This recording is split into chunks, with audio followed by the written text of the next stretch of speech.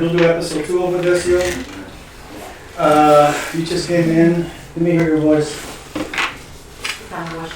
Okay. Tanya.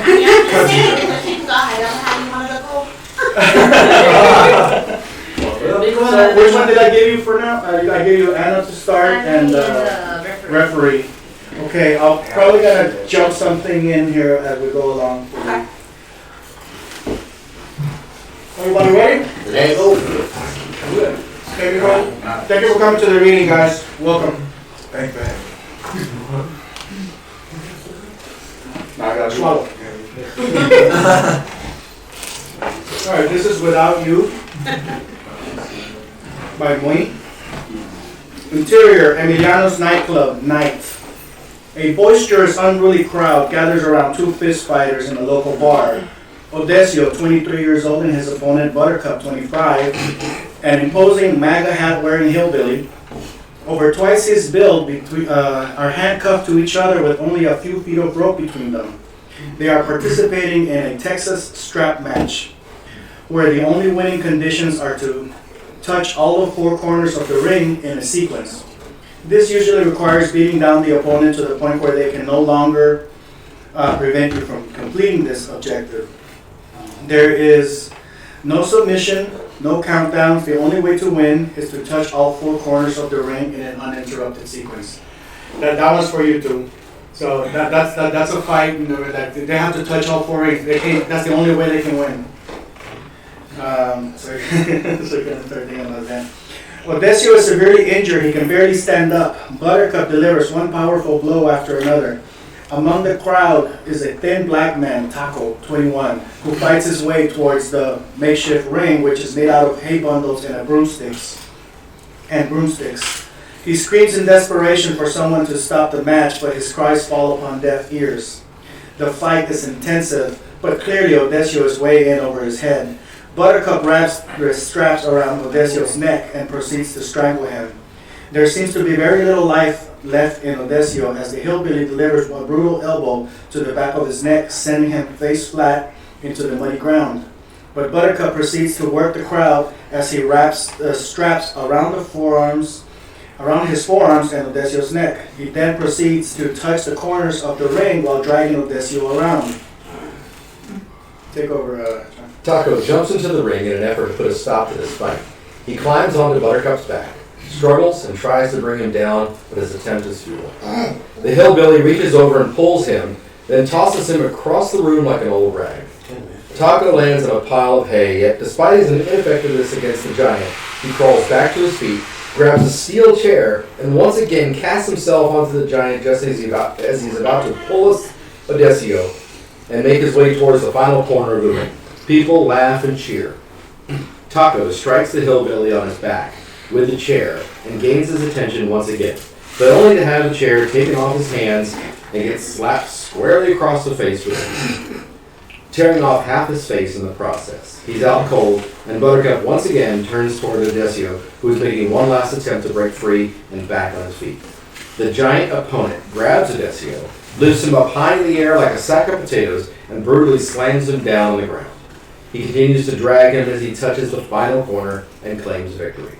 He lets go of Odesio in order to celebrate, and despite having already won the match, he still elects to send one last brutal kick square into Odesio's face, rendering him unconscious. Cut 2. Exterior. Tacos, day. 2 years later, Odesio, 25, who now drives for a ride-share service, arrives at a beat-up old lunch wagon, honks his horn, calls out to his best friend Taco, who now dons a distinctive scar across the side of his face. Taco is a rather effeminate character. Not gay, but enough to make you wonder. You know, Chris Tucker in Fifth Element type. His mannerisms are almost always over-exaggerated.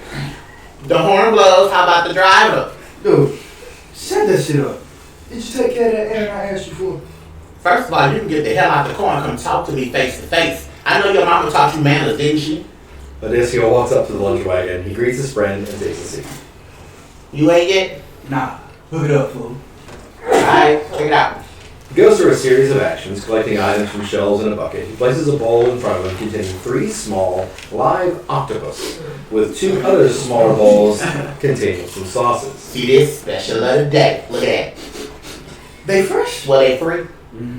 Just see, motherfucker. They still moving. Hang on. You a bad mood, man? Odysseus impales one of the octopus with the chopsticks, wraps the tentacles around them, dips it in the sauce, and chucks it into his mouth. So, you take care of the Aaron? No worries, man. I talked to that fat bastard this morning. It's all right. As he eats, you can see the octopus trying to escape out his mouth while he struggles to chew it and swallow it. Well, Man, you know how it is with that tricky bastard. But he said you in. I mean, motherfucker sounded a little too happy, but he didn't say shit about any money. We should probably get that worked out before agreeing to anything. Taco pulls out a can of pulque, shakes it, serves it on a draft glass, and places it next to a bowl of octopus along with a slice of lime and salt. let's go, man. Bitch! You know I ain't got no fridge back here. I gotta unload all this shit before it gets too hot. Odysseus takes one more suspicious smell of the next octopus, which was attempted to escape from the bowl. Doesn't give it a care, shoves it into his mouth. Man, how's a nigga supposed to do anything with this life that way, bro? Come on, man. Fuck with me. Shit, some of us got jobs, nigga. Ain't your damn baby.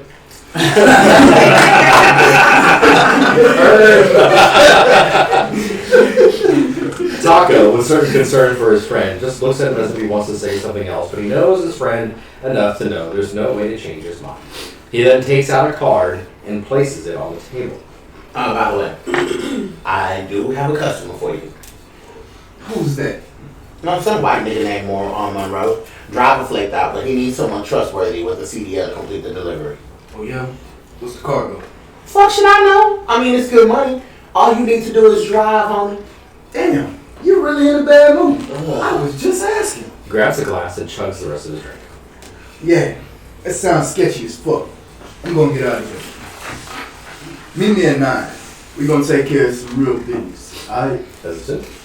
Odie, you sure you want to do this with Raul? I mean, man. Man, I got rent coming up. If you got any better ideas, I'm listening, bro. I just gave it to you. Give this guy a call. Yeah, it's a good job, bro. It may be sketchy, but can't be as bad as getting your teeth knocked out. Yeah, again. Shrugs it off, no response, walks away. Cut to interior warehouse night. A mob is assembled inside the rundown warehouse for a night of illegal gambling on various types of events ranging from cockfighting to midget wrestling. The main attraction here, however, is unlicensed bare-knuckle boxing. A balding, short, and fat bookie, Raul, Danny DeVito type, walks around taking bets. He walks along an older, more distinct-looking gentleman, Jack Hanna, Ricardo Montalban type. So, this kid you keep talking about, he gonna show up? No worries, Mr. Hanna. He'll be here. You got it straight? Yeah. Get you, Raul. Come on. I'll do it for now. All right.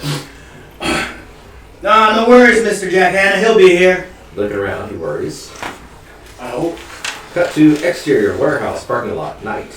Odysseus leans against the hood of his car. Behind him, rubbing his shoulders, is a lovely, tomboyish young woman, his girlfriend. Is it Tonya? A dark-skinned Nelly Furtado type. Taco is wrapping Odie's hands in preparation for a fight. Man, do they have to be so tight? I can't feel my fucking fingers. Shut this shit up. Sitting here signing whiny at a Shakira concert. Whiny ass. Keep talking that shit. If it wasn't because I suspect you might enjoy it a little bit too much, I'd give you a well-deserved spanking. Odysseus makes a bent wrist gesture, suggesting he suspects his best friend is gay. What was that supposed to mean? Noticing the discomfort in Taco's face. You guys always, oh, sorry. Okay. You guys always bickering like a pair of old biddies. You do know they're waiting for us, right? See what you done? Now go and get. Oh, now you gone and pissed off the boss lady. You better believe it. Odysseus takes it as an invitation and turns around to kiss and play with her, leaving Taco speaking to himself. Listen, don't let this corn-fed nigga fool you, but I've seen you punch straight through bricks without even flinching. But he's slow as hell, so as long as you stay away from his right fist, you should be okay. What? right fist. Alessia is preoccupied flirting and playing with Tania. You listening? Hey, stay away from his right fist, bruh. Well, yeah, bricks don't hit back. Damn, nigga. You got more wine than a liquor store. Bitch, you got more wine than Amy Winehouse. What's wrong with you? Oh God, you guys are cheesy. Alessia starts to play fight with Taco. Tania doesn't stay behind. She jumps into Alessia's back. This nigga whined so much, only a matter of time before cheese came out. Oh God, stop. That's terrible. 2 against 1, fight ain't fair. Cut to interior warehouse. A pair of white young men, Hickle and Gentle, mid to late 20s, walk amongst the crowd, wearing fluffy, loose-fitting clothing in pastel colors and sideways hats. Their mannerisms and accents are way over-exaggerated, reminiscent of 90s kids who grew up over-emulating black ghetto dialects. Dog, why you gotta keep looking at your watch for? It's early. You late for something? Why you gotta go on to the next fight? Now I'm straight Jack, nigga. I'm white round the mouth as it is. What you know about all that? All I got left is my baby mama food stamp. Wait, I'm getting that character.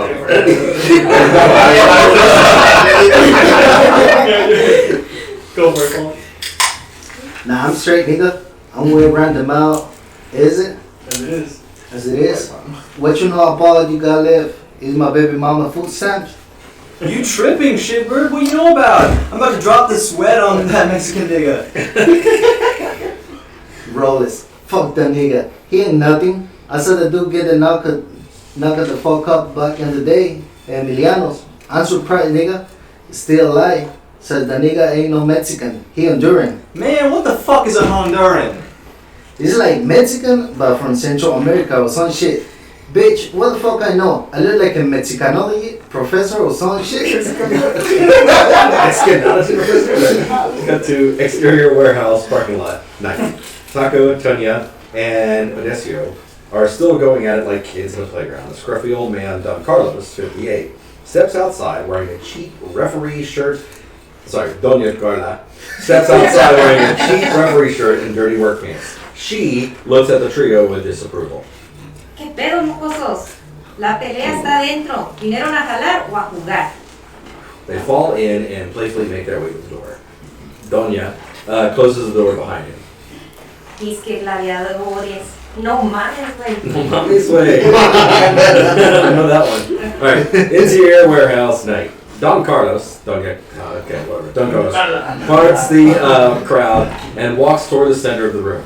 Like Moses parting the sea, she makes her way towards the center ring. The ring, in this case, is a literal ring, drawn on the ground. No ropes, no barriers. She looks at a guy from the crowd who is inside the ring. Come mierda. Con todo respeto, sálgase la chingada de mi ring. Among the crowd, we see Raul and Jack. Raul gets excited at seeing Odesio in the distance. This is Raul. Did you get your script? Raul's Spanish. Okay. Raul's kind of like a Danny DeVito type. Yeah, I told you. There's a secret refused. He's like really shady. He's basically, or you can, I guess like in the boxing world, somebody equal to Raul would be Don King. Uh-huh. You got help. I heard from. Okay. Oh yeah, here we go, Mr. Hanna. Yeah, let's go. Oh, Raul, I hope you didn't drag me all the way down here for nothing. Me too. I mean, you just keep your eyes on the skid, okay? Don Carlos grabs a mic and doubles as announcer. Silencio, camaradas. Ya estamos listos para el próximo combate. Esta próxima lucha se peleará a You're una announcing it in caída. front of a big crowd. Silencio, camaradas! Silencio, cállense, cabrones! Okay. Silencio, camaradas. Ya estamos listos para el próximo combate. Esta próxima lucha se peleará a una caída y bajo las reglas de la casa. ¡Cállense la chingada, cabrones! Gracias. Para los que no están familiarizados, aquí se te rompe la madre y quedas inconsciente, obvio. que pierdes, ¿verdad? Pero por si las moscas, se le dará la cortesía de un conteo a 10. Si salen o los sacan, conteo, bueno, hold on. Si salen o sacan del aro, serás descalificado. Si te inmovilizan al piso a un contado de 3, también valiste verga. También se puede ganar a través de sumisión, pero les advierto, si los cacho fornicando más de 5 segundos, dizque a la jiu-jitsu brasileño y no sé qué otras joterías, yo mismo les rompo la madre, les hago que empiecen de nuevo. Man, is this really my cursing? That's how I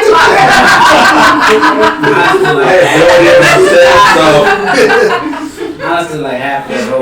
She's going over the rules of the contest. He's going over the rules, and she's telling them, like, she's basically telling them, you can get pinned by 3 times, three pinned by 3 count. You can get knocked at 10 count. If you get pushed outside of the ring, you're out of bounds, you lose. You can get knocked unconscious, obviously you get fucked. And if he catches you wrestling for more than 5 seconds, he's gonna separate you because he's not here to watch gay porn. It's basically, because it's kind of like a little jab at the UFC, how That was the part. So that's basically what's going on there. Okay. All right, go ahead. And the crowd wars. Hagan sus apuestas, señores. Aquí vienen sus gladiadores. Crowd gets louder and louder with cheering. The ref announcer gestures for the fighters to enter. Taco and Tunia remain ringside. Mr. Hanna sizes up Odessio, curious as to what hell he will perform. His opponent, an out-of-shape ex-Marine named Cletus, steps in. 2 bouncers pat the fighters down to make sure they aren't carrying weapons while the referee makes final announcements. He extends his arm out between the 2 fighters. Bueno, muchachos, esas son las únicas reglas. Todo lo demás vale. Les pido por favor sigan mis instrucciones en todo momento y pongan un buen show. ¿Entendieron? Mauricio? Yeah. Wait, what? He doesn't speak Spanish. He pulls his arm back and gets out of the way, signaling them to begin. Que gane el mejor. Immediately, Odessio takes a severe right punch to the face. Everything goes slow-mo as his head flops to the side. Taco and Tania look on as a series of 3 or 4 still images flash before us of the events that happened 2 years ago where Odessio was almost killed. We see Taco mouth the word shit in slow-mo. Tania also screams in horror. Odessio's head continues to fling away with brute force from the punch. His body remains completely still, seemingly unaffected. Taco and Tania look at each other. Everyone is dead silent as they hold their breath and eagerly await to see if Odessio will fall. Heckle and Jekyll stand there with their mouth open. A piece of hot dog falls off of Heckle's mouth, shocked ever having bet all of his money on Odie. Everything returns to normal speed. Odie, completely unaffected by the punch, straightens himself up and stares with a vicious grin into the eyes of his opponent. Cletus has an look on his face as Odie. I hope you're recording it. That was great. As Odie begins to unleash a flurry of punches and kicks on him.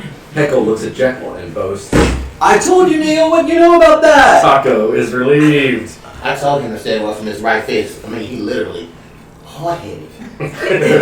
He's just putting on a show. He knows what he's doing. Jekyll, in shock, pulls out his EV pickup, looks at it deep in thought. Stepping back into the crowd. Dude. What are you doing, nigga? You holding up mine. Nigga, you can't bet hold up, with man. food stamps. Hold Oh, up, man. Yeah. Yo, you holding up? Yo, hold up, man. Nigga, you can't bet with food stamps. Jekyll disappears into the crowd, looking for a bookie who will take him. Show him how it's done. Hey, what you doing, nigga?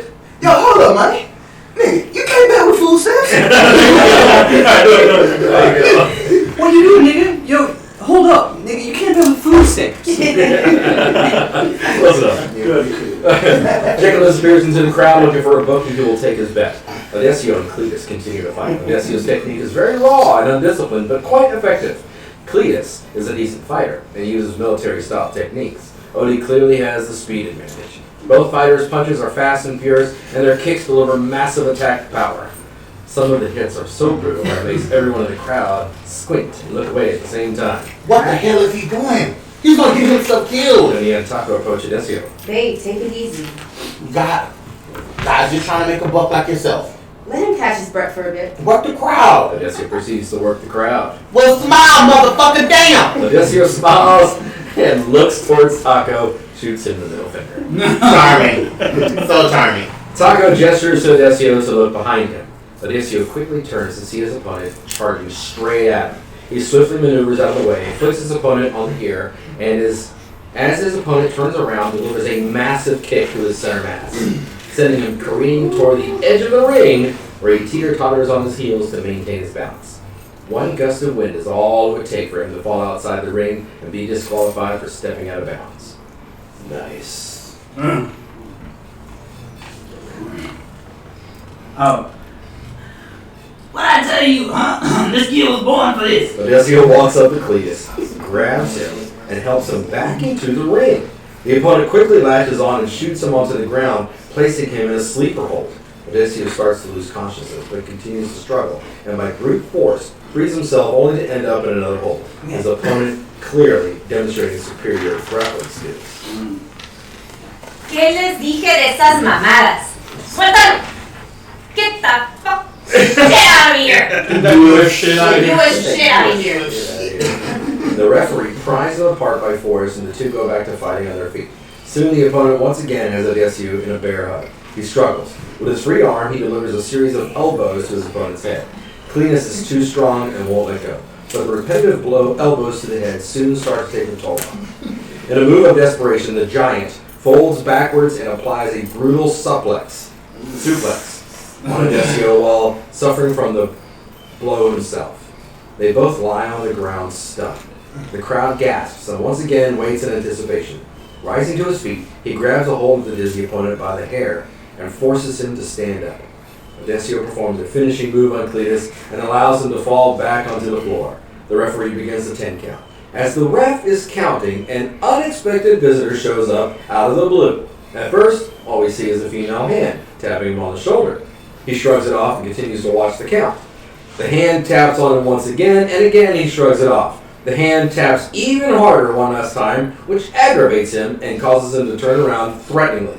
Here, we finally see the hand belongs to his grandmother, Mama Maria.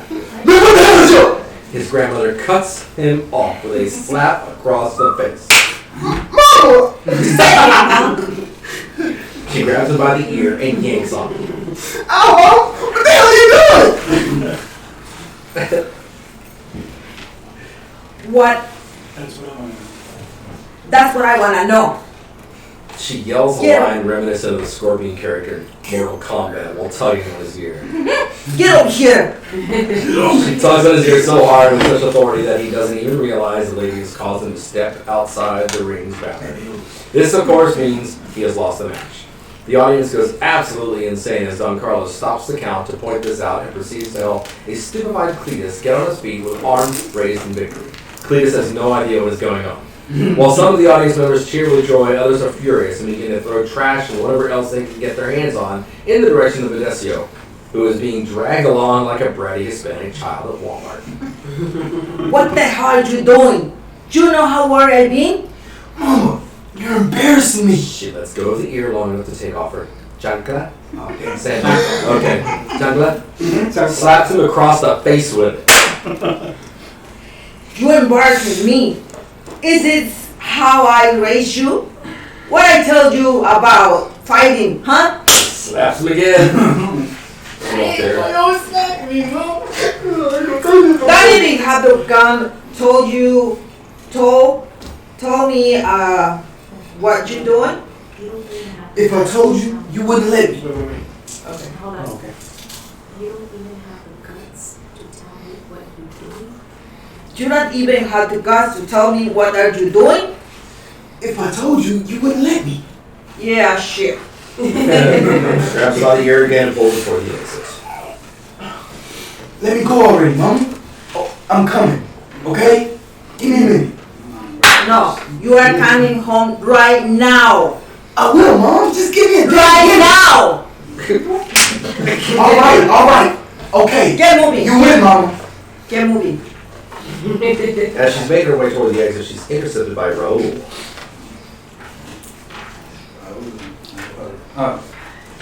Hey, lady, wait! You can't do this! You are great! The hell you call her, Grandma? Mama Maria moves the disc forward and saying she doesn't need his help. Get off my way, learners. Unless you want someone of these two. You can't just do this! She points her chancla at Raoul, then the rest of the crowd. Which one of you is gonna stop me? Which one of you gonna stop me? They all back down. The lady gives them a go to hell look. Just literally pointing their trunk like a gun. Who's gonna stop me? What, boy? The old lady makes her way through the crowd, dragging Odessio by the ear. A face among the crowd, agitator, pokes fun at Odessio. No, that was an ass whooping. I should have been on the old lady. I knew you told me she was going to be on the card. The crowd laughs. Odessio is ticked off and prepares to attack the audience member. The old lady stops him in his tracks by pulling him once again by the ear. Don't even think about it. Jesus, Mama. I'm a grown-ass man. Well, you sure don't act like it. Fine. She looks at him and releases him. They continue to walk away. Odessio turns to Mr. Hanna, and Raoul shakes his head and shrugs his shoulders. Now! He reluctantly agrees and follows her out the door. Cut to exterior Club Europa. Night. Loud music is heard blasting from a glittery nightclub. Crowded streets, crowded parking, valet parking only. Cut to interior Club Europa. Night. Elena Watkins, Laney, Reese Witherspoon type, and her brother Chris, Giovanni Ribisi type. Huh? Hopefully Sean in this scene. Okay. Are accompanied by Sean Romano, Antonio Banderas type, and Chris's girlfriend Jenna. Laney has just returned from school, and they are about to celebrate. Sean, who is Laney's ex-fiancé, is an especially arrogant millionaire that believes anything and everything can be bought. They find a seat. A cocktail waitress soon arrives with drinks and proceeds to serve them. Their privilege is in full display as they ignore the waitress while she carries out her task. And upon completion, only Laney seems to be aware enough to express her gratitude for the service. Thank you. This place is great. Can't believe we got in. Always wanted to check it out. Go ahead and do Jenna. Jenna Proper with. Yes, I love it. Jenna Proper. I love it. This is nothing, Chris.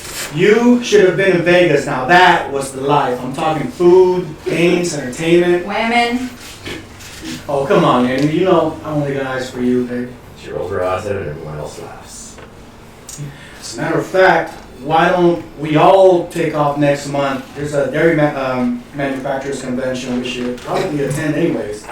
As long as we're there, might as well enjoy ourselves, huh? I'm not sure that's possible, Sean. You forget we still have that little issue with the FDA about the genetic purity of some of the animals. Work and no play, brother. You know what they say. They all laugh.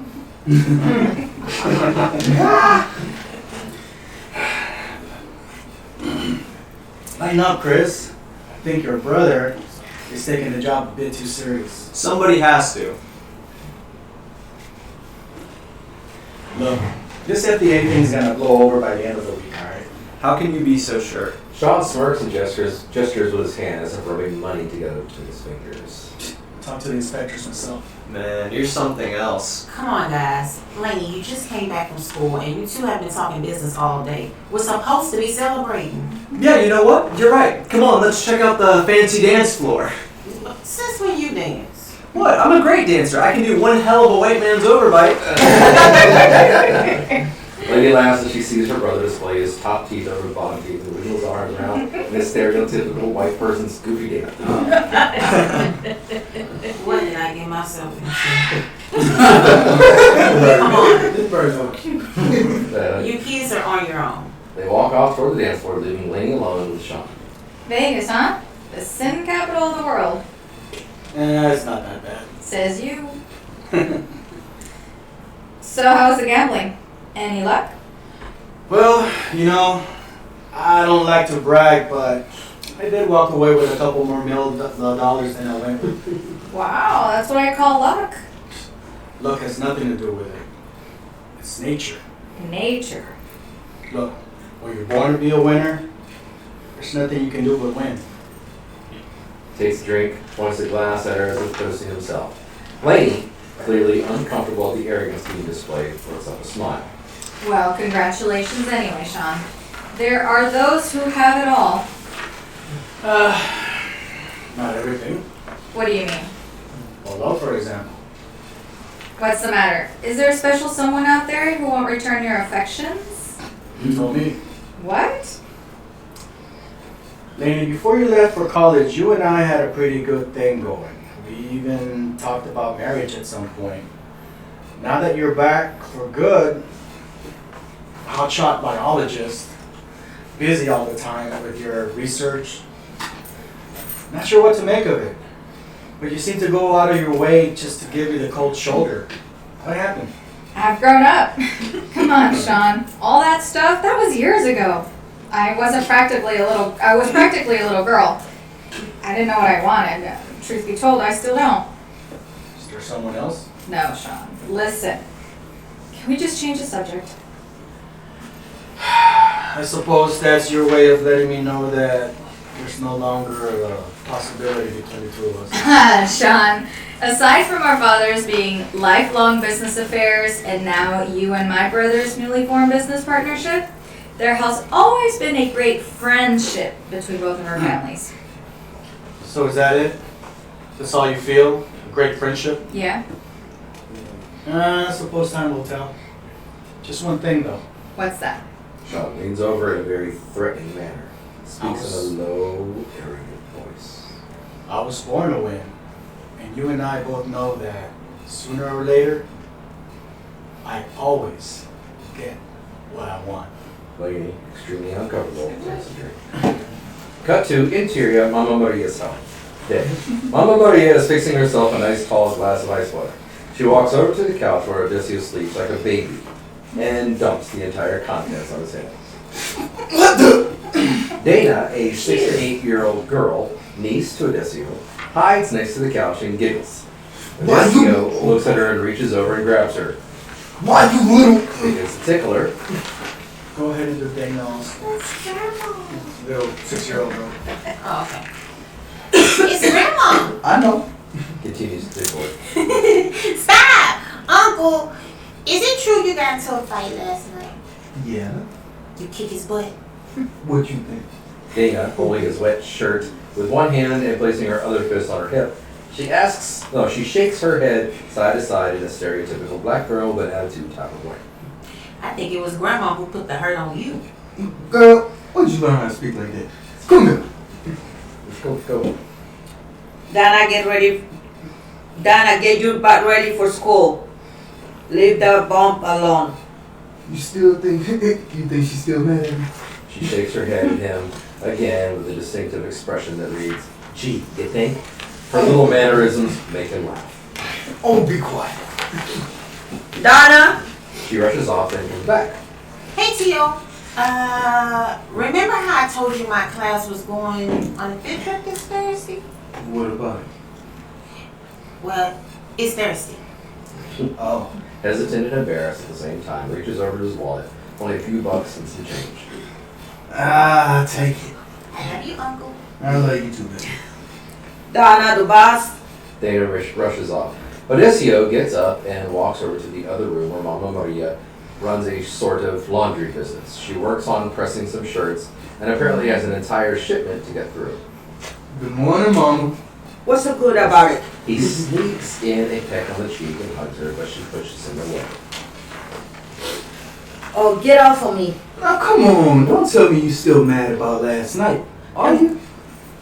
And why wouldn't I be?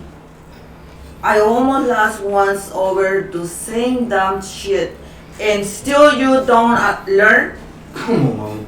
It was just one time thing. Listen, it won't happen again. I don't want you fighting like anymore, son. You promise. Why you wouldn't? I needed the money, Mama. What am I supposed to do, huh? Well, there is nothing wrong with an honest day's work. Well, there's nothing wrong with taking advantage of an opportunity either, Mama. Ah, so ending up in a vegetable in a hospital, somewhere on a opportunity? I know, Mama. Fine. Look, I won't do it again, okay? Just don't be mad at me anymore. Hugs her and gives her a kiss. I love you, Mama. Oh, get off of me already. Listen, I need you to do me a favor. Anything. I need you to take this over to walking and pick up my check. I had to do it myself, but the nursing home just called. They have another shipment or laundry on its way, and I had to be there to receive it. Yeah, Mama. Let me just go grab my pants and I'm off. Well, wouldn't kill you to take a shower too. You stinky Meathead. Okay, Mama. Cut to exterior Watkins garden shed. Mrs. Watkins strolls around her garden smelling the flowers. Her Latino maid, Ana, waters the plants behind her. The gate chimes ring, and Mrs. Watkins speaks to Ana in a terrible, butchered, and condescending version of what she believes to be Spanish.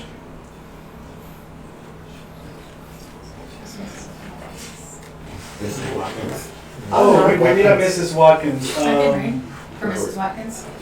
Who's Or Ana? no? No, because you got Lainey. I think she's in the She's in scene. the, yeah. Go ahead and do Mrs. Watkins. She's like this condescending white lady. She can't speak Spanish, but she thinks she can. She hasn't been rich all her life, but this is the moment she's rich. It's like that's her life. Okay. So she forgot where she came from. Anna, go to CEO who is at El Gato. El Gato. Ana, of course, speaks perfect English. Ah, sí. Gato. Claro. Stupid old hag. She makes her way to the gate. Hey, Odie. What's going on, man? Just dropping off this. Hey, listen. I also need to talk to Miss Watkins to see about picking up my grandmother's check. Yeah, come on in. She walks him into the premises, making their way towards the lady. There's a huge garden. They talk as they walk. He is captivated by the luxury. So, I spoke to Tanya. That's You're I not- spoke to Tanya. No, that's it. Huh? Yeah, Oh, that's shoot. I know, right? Okay. So, I spoke to Tania last night. Heard about your little incident? Jeez, does everybody know? Yeah, pretty much. Hey, when you gonna introduce me to that friend of yours? What's his name? Who? Taco? Yeah, he's kind of cute. Has he seen anyone? Nah, I don't think so. But we usually catch a movie every Thursday night. You're more than welcome to come with us. Wow, yeah, that'd be awesome. They reach the canopy where Mrs. Watkins sits reading a magazine. Anna switches to humble servant mode.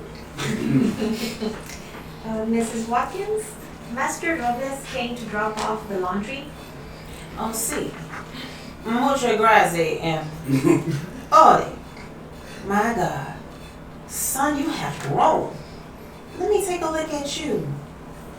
Why the last time I saw you, you were this tall. Pleasure to see you again, man.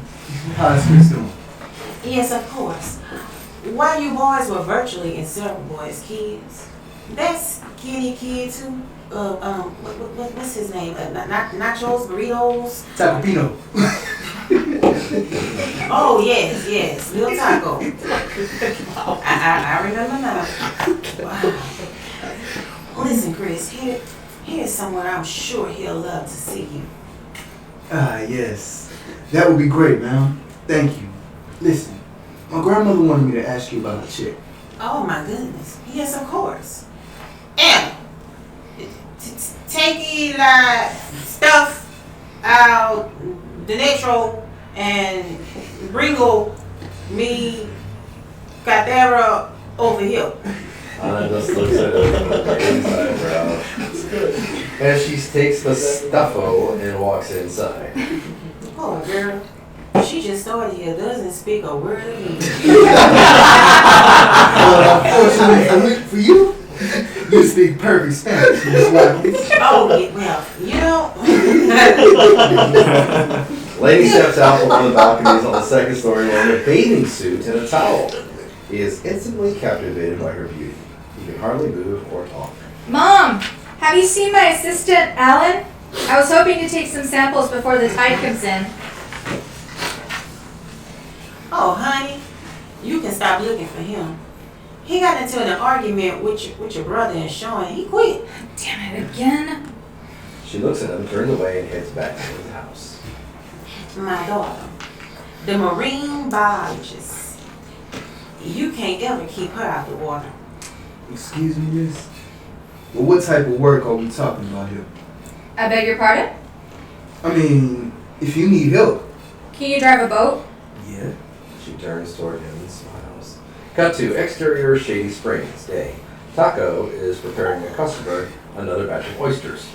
Wow, another dozen oysters, huh? Yeah, so? You all aware that this shit's a basically Viagra without the prescription, right? Like, What are you saying? let me break it down for you. If I can flip this page. Alright. It's a natural aphrodisiac, Grizzly. This being your fourth dozen, well, shit, I sure as hell would have seen you in about 15 minutes or so. You got yourself a little girlfriend? Yeah. Yeah, what's her name? Pamelina Henderson. You gotta stand there and yap or are you gonna serve? Alright, but don't you come back here and say I didn't warn you about this. Odessio pulls up to the lunch wagon. He honks his horn. Here, don't steal nothing, alright? I'm watching you. Taco walks over to the cab. Well. You talked to Raul? He had said something about my money. Boy, what have you been smoking? What money? I beat that guy, didn't I? Yeah. No. If you remember, Mama Maria dragged your ass out of bounds before the referee could finish counting. Damn, Grizzly, how hard did that guy hit you? Hey, what the hell, man? Yeah, that's what I'm saying. Anywho, check it out. Oh, sorry. Anywho, check it out. That Monroe was here again this morning. He said if you can deliver the package by tomorrow afternoon, he'll double the original offer. Who the fuck is Monroe? And what package? The truck, man! Remember, I told you about this yesterday. Cut to interior outdoor restaurant day. Raul rubs his jaw and places a cold beer against his overly exaggerated black eye. A little reminder of the night before. Next to him sits Mr. Jack Hanna. I'm telling you, Mr. Hanna, that kid was born to be a champion, and he's got the talent and motivation for it. It's really old lady that we have to convince. He's a grown man. Don't you feel he can make his own decisions? Yeah, well, you know how these people are. They get a family first complex. Well, there's nothing wrong with that. Listen, you think he'll show up? Remember Tonia from last night, don't you? That's his main squeeze. He slaps for her every day right around this time. Odessio enters the restaurant and is greeted by Tonya, who tends to her post by the door. They hug and kiss. Look at you, looking so good. Hey, what are you trying to do? Get me fired? Oh, hands off, mister. Oh, come on. You know you love me. Listen, Raul's here. He brought a man who wants to talk to you about a job. Might be something good in it. Babe, nothing good ever comes from Raul. How's about you take your lunch? Or how about you take your lunch break, and with me, we get lost somewhere, huh? Come on. Besides, I already got a job lined up for tonight. I won't be back till tomorrow. Where are you going? El Paso. I'll be back in time for the movies. Which reminds me. Whispers something in her ear. She nudges him in the ribs, tries to kiss her again. Hey, stop playing around and take me serious, will ya? Baby, I love to take you serious. Oh, shut up. And go see what they want. Alright already. Jeez, no fun today. Heckle and Jekyll are also at the restaurant. Bum, bum, bum. Jekyll takes notice of him as he walks towards Raoul's table. Hang on, let me rewind it. Yeah, that one line, actually, that line is because that's a really good line, and it's delivered like it's delivered. I'd love to take you. Seriously. Okay, yeah. Try like that. Okay. Like, baby, I'd love to take you. Seriously. You know. Oh, baby. Wait, let's take it back a couple lines. So, Tony, where are you going? Where are you going? El Paso. I'll be back in time for the movies. Which reminds me. Whispers something in her ear, and she nudges him in the ribs, tries to kiss her again. Hey, stop playing around and take me seriously, will ya? Oh, baby, I'd love to take you. Seriously. Oh, shut up. And go see what they want. Alright already. Jeez, you no fun today. Heckle and Jekyll are also at the restaurant. Jekyll takes notice of him as he walks towards Raoul's table. Oh. Yo, nigga, what you know about the punk ass for last night? He's sitting right over here. Dude, that's crazy. Gentlemen. I'm different, my boy. Obisio. Oh, I'm different. No, I did all those. Okay. Right, listen. This is Mr. Jack Hammond. He was at the fight last night. Oh yeah. Nice to meet. Oh yeah. Nice to meet you. How can I be of service? Well, as Raoul was explained, I saw your fight last night, kid. I've got to tell you, you got a truly unique gift. Sure, it's raw and undisciplined, but there's a lot of potential there, kid. I can only imagine how far you could go with the proper training and management. You know, I'm going to save you the trouble. I'm really not looking for any more fights right now. This whole pit fighting business, it ain't for me, you know?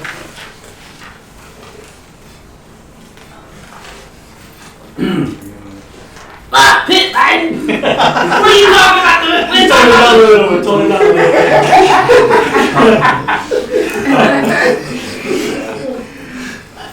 little. You're trying to get paid. Overall, you're just trying to get paid. You're trying to convince this guy that, that you want him to be your puppet. You want to make money off of him. You see the opportunity.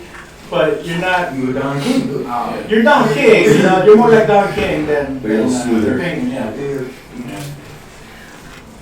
Fuck pit fighting. We're talking about the major league, kid. Oh, pro. The big cheddar. Don't you realize who this man is? It's the Jack freaking Hammer, ex-MMA heavyweight champion 7 years straight. Oh, God. Yeah, I remember you. I still had some of your action figures from whenever I was a kid. Man, I thought you were dead. No offense. Retired. But I might as well be dead. Kid, this sport has always been my life. And I've got to tell you, when I saw you fight last night, you reminded me a lot of myself when I was your age. Son, you let me train and manage you, and I make you a champion. No, I can't. It's an honorable sport, son. And you have a gift, I know it. So, why not make use of it? Tonya walks over, she brings the desk a huge plate of food and 2 beers. He chugs one of them right away. Oh, well. Listen, I appreciate the offer, but I'm not interested. Besides, this day and age, honor don't pay the bills. You know what I mean? I gotta work for you. I gotta work, you know? I don't have the time for any shit like that. Well, look, if it's about money, I believe in you, kid. I have a bit of money to invest in this product, and I would be paying you for your time while you're training. You want to pay me to train? It's an investment, kid. I have a feeling you won't let me down. Nah, sorry. I'm just not interested. What do you mean you're not interested? Do you have any idea what this man could do for you? this is your chance to get out of this stinking hellhole, kid. Hell, if you don't want to do it for the sport, then do it for the money. Do you realize how much money a company would pay just for the privilege of having their name plastered on your robe or worn on your shirt, Owen? Odysseus. Whatever. That's what I said. Look at this. Your chance is. Look, this is your chance to rise out of all this crap and actually take that town of yours and make it work for you, kid. He's right, son. You don't want to be a cab driver all your life, do you? Don't you wish you could provide a better life for your loved ones? Maybe even start a new family? I can't. I'm sorry. So am I. What is it? Head injury? I heard about that. You know, that was a couple of years ago. I'm sure it's naturally healed by now. Either way, we have some of the best doctors in the business to take a look at that sort of thing. The council wouldn't let you file without a clean bill. No. I just don't think it's right for you. I'm right for you guys. Hey, Bops, if it's a fighter you're looking for, what do you know about his grandmother packs a mean bitch slap? Yeah, what you know about that? Yeah, you know what? My mom, she don't like me fighting. He swings at Jekyll, pounding him square in the face and sending him flying across the earth. But she don't like no raggedy ass buck-tooth some bitch talking smack about her either. Jekyll puts up a few looks into it, but Odysseus is too good of a fighter, especially for these two bozos. You know what? What you know about that? Both guys now attack, but to no avail. Instead, they end up being used as human punching bags. You broke my tooth, you crazy son of a bitch. What you know about I'm gonna cut you, nigga? This fight is more funny than dramatic, but he manages to impress Mr. Hannah even further. Damn it, Odie, again? Well, shit, they started it. You better go before my manager comes and calls the cops. Mr. Ham, I apologize, but Just leave, okay? we still on for tomorrow night, right? Yeah, just get out of here already. Oh, and you two, get the hell out of my floor. I assume that if you got the nerve to start shit in someone's private property, you also have the cash to pay for the damages. I definitely have to get my hands on that boy. Why, Mr. Hannah? I didn't think you would like that. Why, Mr. Hannah? I didn't think you would like that. Huh? Like, shut up, bro. You know what I mean. Just don't forget about my fingers. Fine.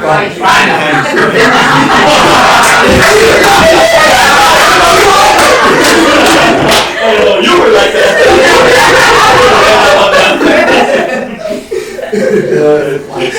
Cut to exterior movie theater night. Odysseus and Taco are accompanied by Tanya and Anna. They eat popcorn as they walk away from the theater.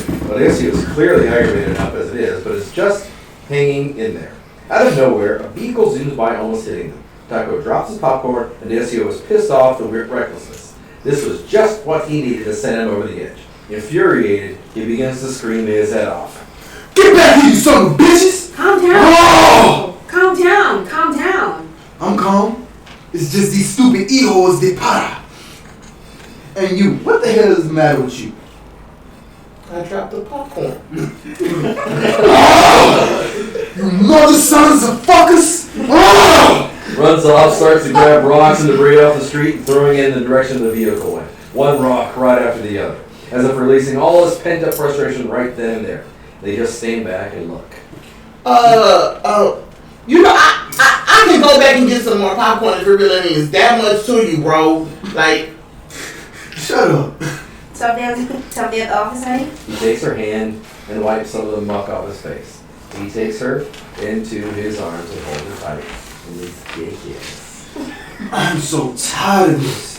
Nothing ever goes as planned. And I just don't know what the fuck I need to do anymore. I'm tired of this shit. Odysseus, I love you. Just the way you are, and I always will, no matter what. You know that, right? Anna looks at Taco. What do you say we give these guys some privacy and go find something else to do? Yeah, well, you know, I mean, I don't care one way or the other. We can do that. They walk off and Essie and Tonya find a patch of grass to sit on. After you left yesterday, Raul told me what the meeting was all about. He even asked me to try to convince you to accept the offer. Yeah? What do you think? Well, they have a point, you know. You have the talent for it. And deep down, I know that that's what you love to do. I'll always support you in anything you do. I'm just concerned about your head injury, honey. I don't ever want you to go through anything like that again. No amount of money is worth that. There's no such thing as easy money. Yeah, that's what Mama Maria always says. Odie, somehow I sense this has nothing to do with Mr. Hanner's offer. Odessio forces out a grin. Tonya puts her arm around Odessio and leans him against her, cradling him in one arm and holding and caressing his hair with the other. The more I try, the worse things tend to get. Why bother? You still have me. Oh, they share a passionate kiss as we crane out of the sea. Cut to interior on I'm the gonna put a pause. Okay. We're gonna take a short break. Before Before the scene, one of the reasons it's kind of established later on, but there's a bunch of scenes that I ended up cutting out, and this guy's so frustrated. He's had such a rough week, and like that job in El Paso, that was illegal aliens. They had to go. No wonder why you see it. And they had been steaming in there in the truck for like days and stuff. They were suffocating, and he ended up people dead too. Well, some of them were dead. He ended up letting them go, and now he's in trouble with like cartel guys. But it just kind of skips through that. But that's largely why he's frustrated too. So, we in trouble with the cartel? He is. I'm a part of him! So technically, yeah. I'm done. But it comes back a little bit, but we have 3 more episodes that we're writing, and I think we're gonna bring that back just to add additional dimension to it. But yeah, let's take a break, guys, and we'll come back to this. Anna, don't be trying no hanky-panky stuff from me, okay? Nah, get him. He's throughout the whole thing. You just don't remember which episodes. When you ready to body suit for the fight, I can just go to the suit for the fight. Oh yeah, no. I was planning on doing if we finish early, because I mean this should, if we just read it straight out, it should be like less than 2 hours. But I figured we had enough time. We could probably like do some experiments with the motion capture stuff. You guys can see yourselves and stuff. But we'll see how we're doing with time. I don't or we can always schedule it for another day and then tomorrow. That's fun. Again, Taco. But then that way you guys can sketches get to see you guys as animated characters. But I am Taco. I'm Taco Supreme. Hello. All right. Taco Triple Supreme. We're gonna go ahead and get started. Page 39 on the main script. Interior Mama's house day. Go ahead. Mama fixes herself a tall glass of ice water. She takes a few steps and walks over to Odessio, once again passed out on the couch. And once again, she dumps her water on him. Damn it, Mama! What the hell? Miss Laney called saying that she had an appointment with you today. Oh yeah, she needs a driver for her crab, but I don't have to be there till noon. Son, What? what time do you think it is? Odessio looks at the clock. It's 10 minutes to 12. He rushes to put his shirt on. He washes his face. Dana is holding his toothbrush for him already prepared. He goes through a whole range of things to do, including chewing down his breakfast and rushing out the door. A few beats pass, then the door opens and he walks back in. Walks over and grabs his pants. In the confusion, he forgot to put them on. Dana giggles. How to work? He walks off and beats it. Cut to exterior Shady Springs day. Odessio sits on the boat and waits for Laney to emerge out of the water with some samples. Hey, I'm glad you came. I really appreciate it. Don't mention it. Here, take this and put it on that blue canister on the counter, over on the corner. What the hell is this? Alexandrium. What's that word? Tamarice. A type of algae, extremely poisonous. It's not supposed to be growing around these parts, but there you have it. What you gonna do with this? Take it back to the university. Try to find out why he's here. Something like this can have some serious consequences in the ecosystem, especially this time of year.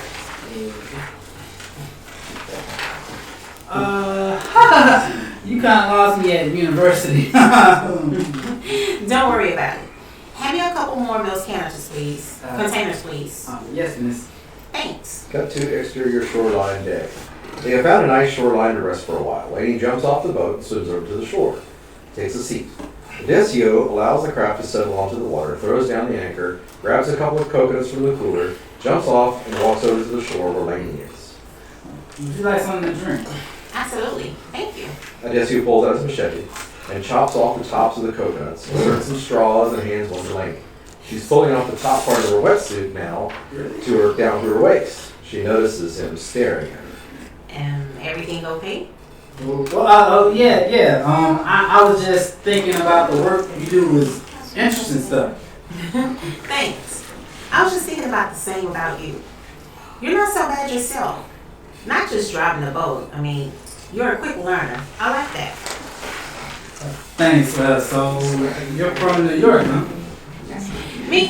Oh no. I just went there to study. I was born here. Oh, really? Yeah. Just moved around a lot when I was younger. You gonna sit down? Yes, of course. Sorry. I wonder how is it that you know my brother and I never ran into you? A long time ago, my grandmother was your housekeeper. She used to take me to play at the house from time to time. Oh, Miss Maria? Huh? Yeah, I remember her. So, your parents must have really been into Greek mythology, huh? Huh? Well, your name, I mean, is interesting. Based on Greek mythology. Odysseus? Just an old family name. My father's name, his father's name, that sort of thing. Haven't you ever read Homer's The Odyssey? Odyssey? Decio has no clue. But he's also ashamed at his level of education in comparison to hers. Well, you know something. Sometimes people aren't. No. Oh my God. You have to read that. It's one of my favorite stories of all time. You see, it's about the hero named Odysseus. I do not pronounce that. Which is where your name originates from. And his journey away from home. Oh, really? Sounds interesting. They continue their conversation as we crane out of the scene. Cut to exterior park night. Decio and Tonya walk along the park. It's a clear night. There's a storm coming. Huh? They announced it this morning. Yeah, sorry, I forgot. You know, my parents are out of town. I really like if you were to come over and keep me company. Hey, you okay? You've been absent-minded all night. What's up? What? Nothing. Just thinking. About Mr. Hannah's offer? About me? Yeah, no, yeah, everything. Tonya looks at him as he's trying to read what's on his mind. Something you want to tell me, honey? No. Yeah. Listen, you're right. Let me go ahead and walk you home before storm hits. Tonya leans her head against his shoulder. He looks onto the distance once again in thought. The wind starts to blow and the sky starts to become gray. Alright, let's pause.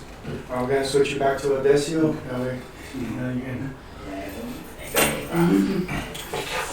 And who else are we missing? I'm going to give a few pages of narration to... You think you can handle narration? I'll put you on the spot. Give you a break. And I can read the whole thing. I read novels. Okay. Yeah. Alright. Audio Well, books, so. give her about 10 pages worth? Take it. No. I love what you're doing with it, so if you're up to it, I'll bring you back. But Smart. so do about 10 pages of narration, then we'll switch back to you. In the meantime, if you see Frank Watkins, Got it. Hey, Frank. I think he's coming up. You got Chris, and now you got Raul. Raul, okay. Cynthia, I'm missing a character for you, right? With, What are you doing right now? I was doing And you're doing Lainey right now. Do Lainey. See, I can't keep track of where we're at. I mean, if there's a female, then I can take Yeah, it. just jump in on any female that you see for now. Okay. All right? And go. As long as they're not back. Exterior, shady, springs, night.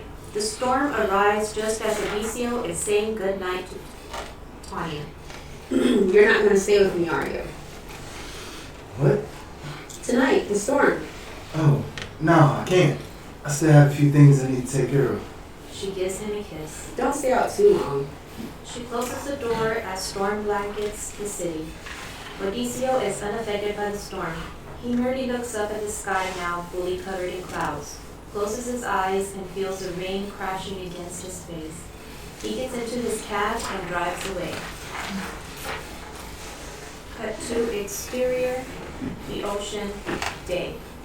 Lainey and Odiseo are once again out on the water. He exhibits a bit more knowledge in the tasks he performs, is now helping to actually do some of the cataloging for her. Actually, hang on. Let's do this. Since these are a lot of cuts, let's switch the narrators between the scenes. That way we have a little variety. Yeah. So, read that last part and then hand it off to him. And then back to her. John, yeah. Let's do one at one each. To exterior boardwalk day. One of the shots features a potential passenger walking up to the cab just as Odiseo is climbing out. He turns off the on-duty light. Odiseo places one of those little out to lunch signs on the windshield. It reads, "Be back at 3 p.m. The guide gestures, taxi. Odiseo points to the sign and walks off. Cut to exterior, the beach, day. Odiseo and Lainey sit down and take a break. Odiseo has a couple of coconuts, cuts them open with a machete, and puts straws in. Gives one to Lainey. And we can see that Odiseo and Lainey's relationship is becoming more of a friendship as opposed to strictly professional. She proceeds to do some cataloging, only to find out that Odiseo has taken care of the work already. She's impressed. Cut to interior nightclub, night. Another shot shows Odiseo and Tanya at a nightclub having a couple drinks. Out of the blue, he looks over and spots, among the crowd, Lainey, sitting with her friends at a table. She looks over and makes eye contact, smiles, and waves a mild hello. He smiles back and is about to wave back when somebody in the crowd moves out of the way, revealing Sean sitting next to her and coldly staring at Odiseo. Odiseo, somewhat uncomfortable, goes about his business. Cut to exterior, the ocean, day. Odiseo has emerged out of the water carrying a couple giant seaplanes. I'm not sure if this is what you were asking about, so I bought you two. So I bought you two types. Whoa, nice. Perfect. Lainey grabs some samples, puts them into vials, and does some paperwork. She then looks at the time and then at her list. Everything okay? No, actually. The tide's starting to come in and we still have a few more spots to check out. Hey, tell you what, I'm gonna go down there and you finish off some of this paperwork and see if you can pinpoint the coordinates for the reef here. Yeah, no problem. You sure? Yeah, I'll be right back. She jumps in and Odiseo confidently takes over the work she left behind. After a while, the oxygen meter for Lainey's tank is beeping. Odiseo takes notice and then looks at the monitor by the dashboard. Lainey is nowhere in sight. He begins to worry, and after a few seconds of trying to spot her on the radar, he decides to jump in the water to take a closer look. His tank is also out of oxygen. He tosses it back onto the boat and dives in without it. Begins to search for her. He comes back for air, nothing. Shit. He sees her goggles emerge to the surface, but she is not there. Oh God, please don't do this to me. He swims over to the goggles and submerges back into the water, hoping to find her. He finds nothing, so he then struggles to get back onto the boat. Once on board, he pulls out the radar and starts to scar a larger part of the water. A silhouette image appears on the screen along with other readings, such as distance and depth. He immediately dives into the into the direction indicated by the scanner. Odiseo reaches the spot where Lainey is and starts to help her break free. She is caught underneath a rock. They look at each other. Lainey can no longer hold her breath and begins to exhale. Odiseo notices her giving up. He places his hand around her mouth to keep her from breathing in and shaking his head, as if telling her to hang on. He then puts his lips against hers and exhales. A short pause as they look at each other. She calms down a bit. Odiseo then continues to try to break her free. After a few beats, Lainey once again can no longer hold her breath. Give me a moment. John, take over this section. Okay. Odysseus begins to work faster. He can no longer hold his breath either and begins to choke. He manages to toss the rock to the side, but both Lainey and Odysseus are choking, but he manages to drag her up toward the surface. As he chokes, we see blood being released into the water.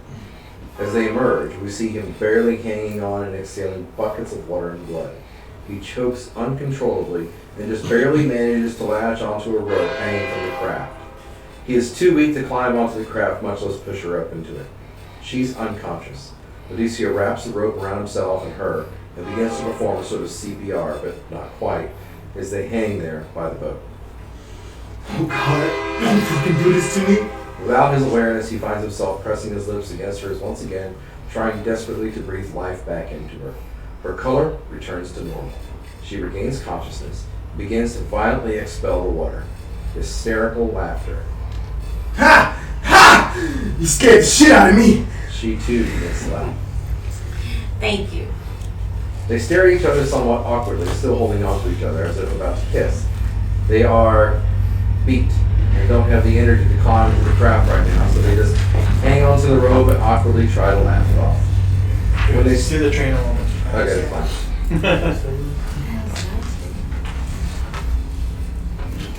Well, the engine's gone. Yeah, go ahead. They then stare deep into each other's eyes, and their lips once again find themselves pressed against each other, this time on purpose. They break away and find themselves feeling even more awkward about the situation.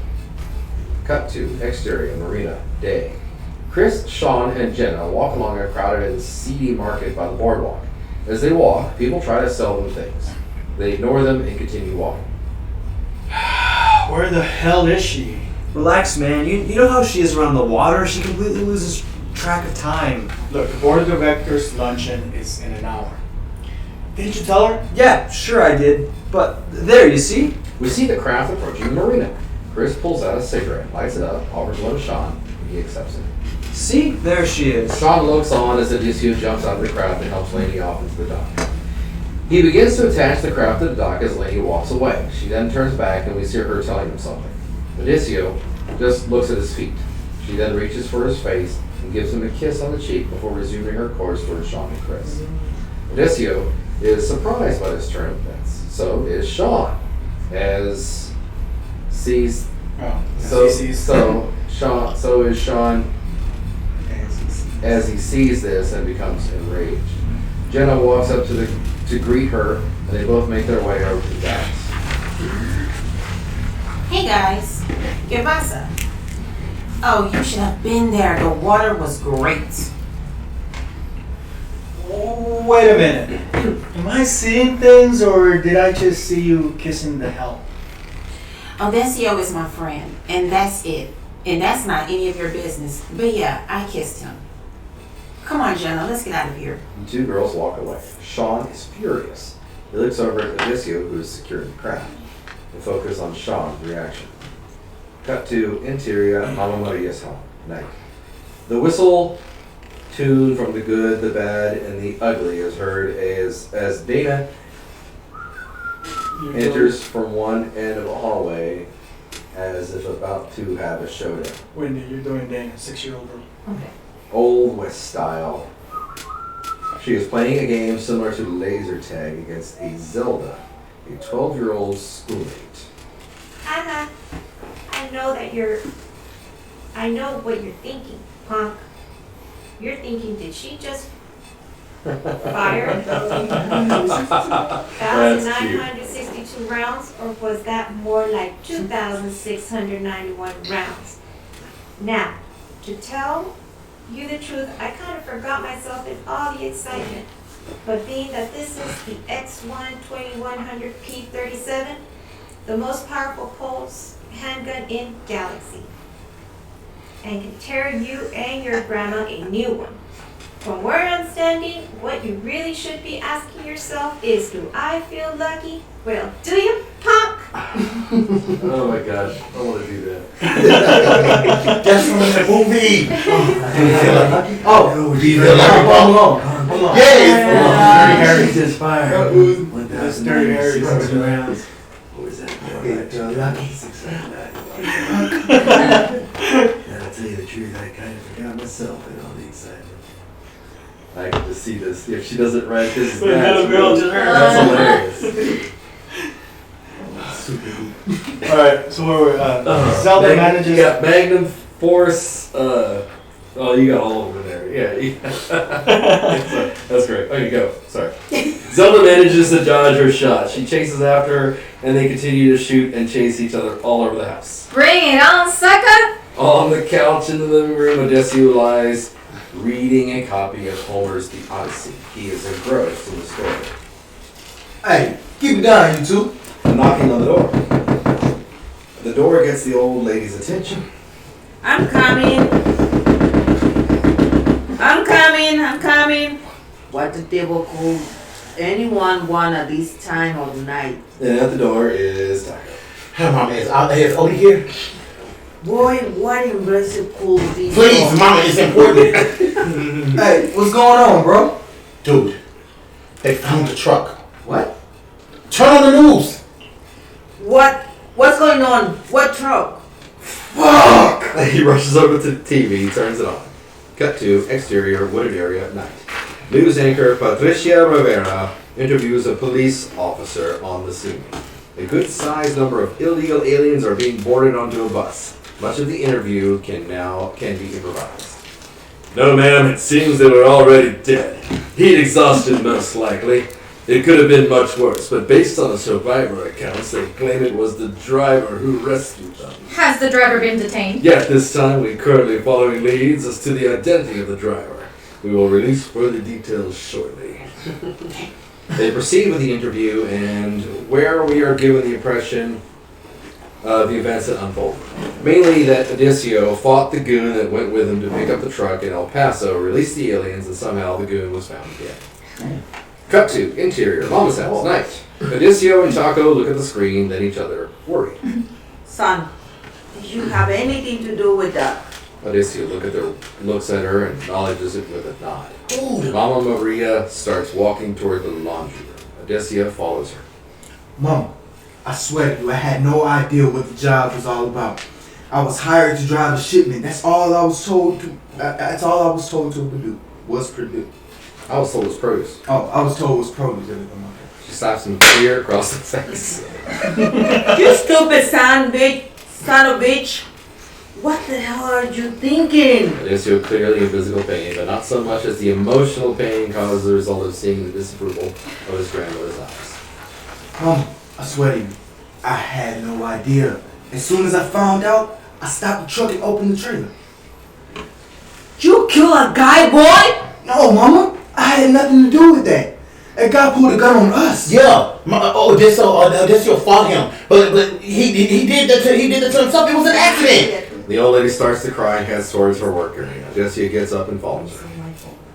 It is all my fault. I would have worked hard.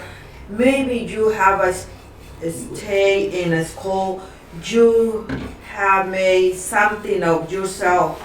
I knew it was just a matter of time. before you fuck up like your brother. Oh, come on, Mama. You can't go around blaming yourself for everything. And didn't compare to what. And don't compare what Miguel did. I didn't kill anybody. This shit was an accident. Oh yeah, then why didn't you just go to the cops and try to sort it out, huh? Because, Mama, even if I didn't do it, what the hell do you think was gonna happen? The whole transporting of illegal aliens thing, huh? Why did you ever listen to me, son? I know I taught you better. I know I taught you better. I didn't know that the shipment was. I didn't know what the shipment was, Mama. And god damn it, put those damn things down already. I'm so sick and tired of you watching you bust your ass day after day, and for nothing. This was the routine, driving assignment, Mom. An honest day's work. You can't blame me for that. Look, I'm gonna go up to the station right now and sort this shit out right now. You'll see. Dude, you can't do that. What are you talking about? Mama Maria just looked at him with tears in her eyes. Mom, if I get into this stupid shit like this, it is not even because of anything you did. And all this time, it really wasn't my fault. You'll see. I'll be back. No, son. Don't. I have to, Mom. The sooner I take care of this, the sooner we can move on. Cut to interior Watkins restaurant. Night. Mr. Frank Watkins and his son Chris enjoy a game of cards with Mr. Alice Romano and his son Sean. The phone rings. Mrs. Watkins walks across the room. She passes by Lainey, who sits on the couch reading a book. She puts the book down and answers the phone. Yes. Hello? El Paso. Just a minute. Dad, there's a man on the phone. Says his name is Hector and needs to speak with you urgently. Why don't you go ahead and narrate this, Lainey? Alice and Frank glance at each other, concerned. Excuse me, gentlemen. Lainey hands him the phone and he moves away from everyone as if to keep the conversation private. Lainey walks out to the main balcony. Yeah, what's the matter? In the background, we can see Sean excusing himself and heading out to the balcony where Lainey is. Cut to exterior Watkins' home balcony night. Lainey seems preoccupied. She looks up at the stars. Is it okay if I join you? Sure. Why would it be? I don't know. It's just that sometimes I get the impression that you don't really like me very much. Not anymore, anyways. It's not that, Sean. Hey, let me get one of your cigarettes. He pulls out his cigarette holder, pops it open, takes two of them, places them both in his mouth. He lights them, takes a puff and hands one over to her. He exhales a heavy cloud of smoke. So what were you thinking about? Nothing. Nothing really. Have you seen my new yacht? Oh yes, it's gorgeous. Your dad gave us a grand tour earlier today. Well, it could be yours too.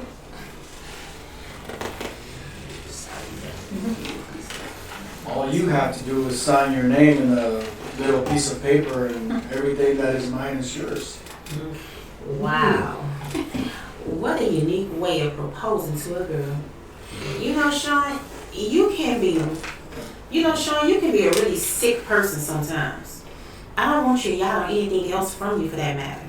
And you know what? Money is not everything. You can be such a twisted fuck sometimes. Hey, easy, come on. I didn't mean it that way. I just want you to know that I would do whatever it takes to make you happy. This last few weeks since you've been back, we've been spending quite a lot of time together, and I suppose, even when you left for college, I never stopped caring for you. Look, Sean, I know that you've been hitting at us being a couple again, but just because I show no interest in you is not a reason to insult me by flashing your wealth at me thinking you can buy me. Just who the fuck do you think I am? If I ever decide I was ready for marriage, it would be because I found someone that I'm really truly in love with, and his financial status would not be an issue. I do care for you, Sean, but understand this is not something that I'm ready for at this time. Here's the thing.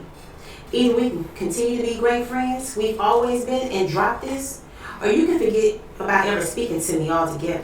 It's your choice. Boom. Shit.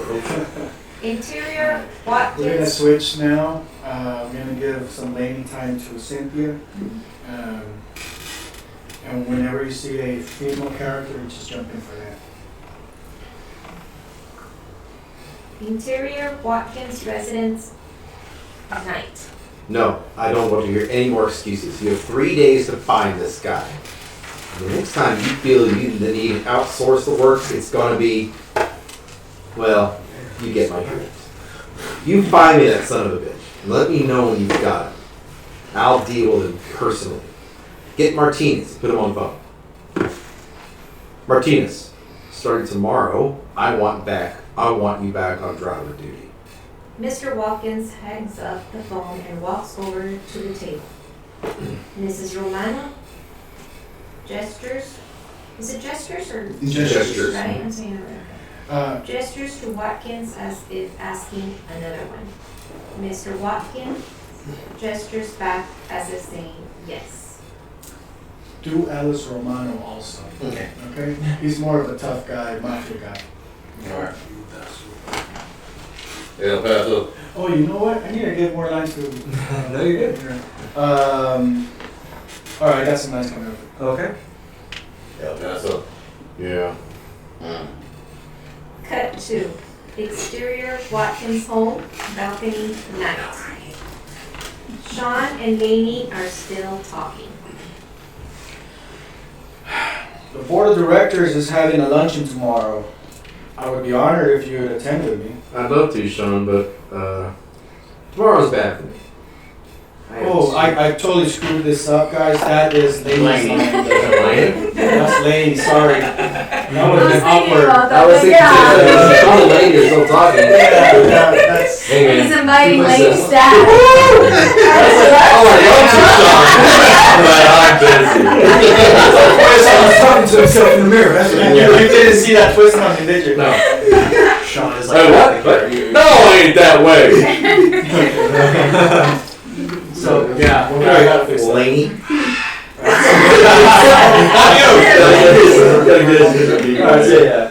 The board of directors is having a luncheon tomorrow. I would be honored if you'd attend with me. I'd love to, Sean, but tomorrow's bad for me. I have too many things already planned out. But hey, maybe we can go out next week with Chris and Jenna. Sean's mother's voice is heard from inside the house calling. Son, are you in out? I think, yeah, Frank and Alice. His name is Alice, like Alice Cooper. Yeah. Oh, son, are you in or out? I said already. Yeah. All right, so. That's the guy. Oh, that's me, right? Go ahead and take over, Sean. I'm in. I'll be right there. I guess I'll see you around then? Yeah. More arrogant. More of me? Oh. He's an asshole. I'm in. I'll be right there. I guess I'll see you around then? Yeah. She has other things on her mind. She looks up at the stars and at the full moon. You still want me to keep narrating? Or? Let's see. I just don't know what. Go ahead and give it. Yeah, go ahead and switch. Alright. You guys just naturally switch between the two of you. I just didn't want to be narrating while I'm doing a scene with Frank. Yeah, whenever you see a Frank scene, just definitely let her have it. I only get half a page at a time, so. A cut to exterior park bench night. The moon looks enormous. The clear night sky is perfect for stargazing. Descending shot to reveal Odissio and Tanya sitting on a park bench. He has other things on his mind. So, since my parents decided to stay away for another week and my grandpa had to go back home, I figured maybe you could, well, you know, maybe come over and keep me company. Odissio is too preoccupied to listen to what she's saying. Looking at the stars, he continues to daydream. So what do you say? You want to spend the night? Hey, I'm talking to you. Huh? Oh, listen, why don't you go ahead and, why don't I go ahead and take you home? There's a couple of things I need to take care of. Cut to interior Lainey's room. Lainey's in bed reading a romance novel. She puts it down temporarily to reminisce about the day she Cut to exterior Watkins garden. Day. Flashback to an omitted section of the scene where Odysseus is at the Watkins home collecting his grandmother's check. Buenos dias, senor. Looking for trabajo? No trabajo here. Actually, listen, my car, El Coche, is parked right outside. It could use some washing. Que pasa, senor? You know, want dinero? Come on. Andale. You know, come on, andale.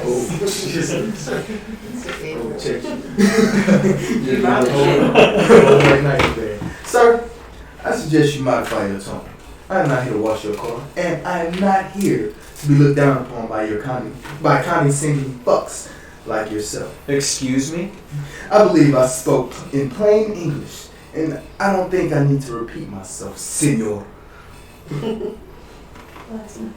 Sean? Odie is an old friend of Chris. You remember him, don't you? Don't you remember him? Don't, Chris? Don't you? Right? Sounds weird. Oh, you know what? That line is also Chris. I need to fix that. Oh.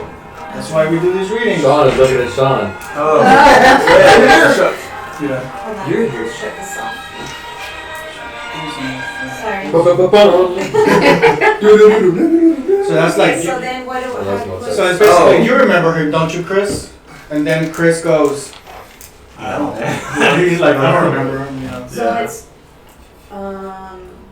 Sean. Because basically Chris is Sean's Sean. Right. Odie is an old friend of Chris. You remember him, don't you, Chris? I Say don't. like that. Is that Chris? Is Sean Yeah, Chris? that's that Chris line. Yeah, okay. I was like, wait a minute. Yeah, I screwed that up. I need to fix Odysseus looks at Chris, or Chris looks at Odysseus, whatever. And him, you son of a bitch smile. Chris turns away in shame. Anna steps out with a lady's purse. Mr. Romano. Sean Romano. Mrs. Romano, this isn't a social call. I'm just here to collect my grandmother's money. If you don't mind, thank you, Mrs. Watkins. I'll be on my way now. Besides, I've already hired him to...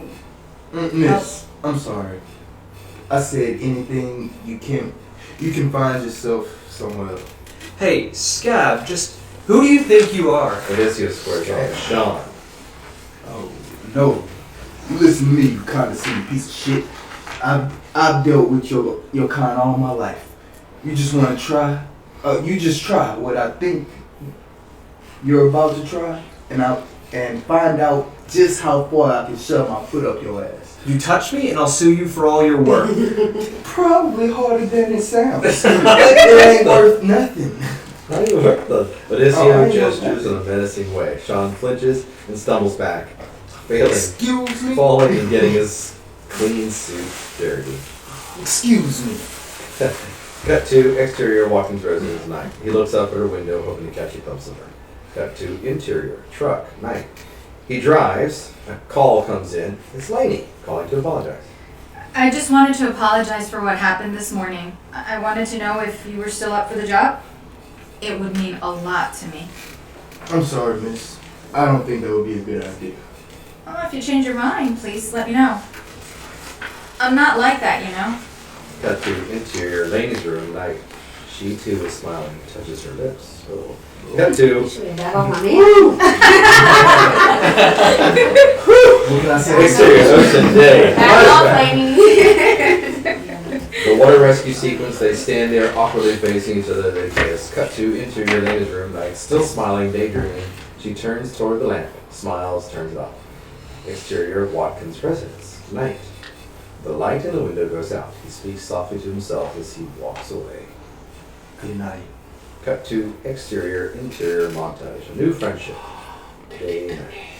So, is this the beginning of the episode? I think this is the beginning of the next episode. Y'all want to take a break? Actually, I'm gonna go charge my computer. I'm running out of. Are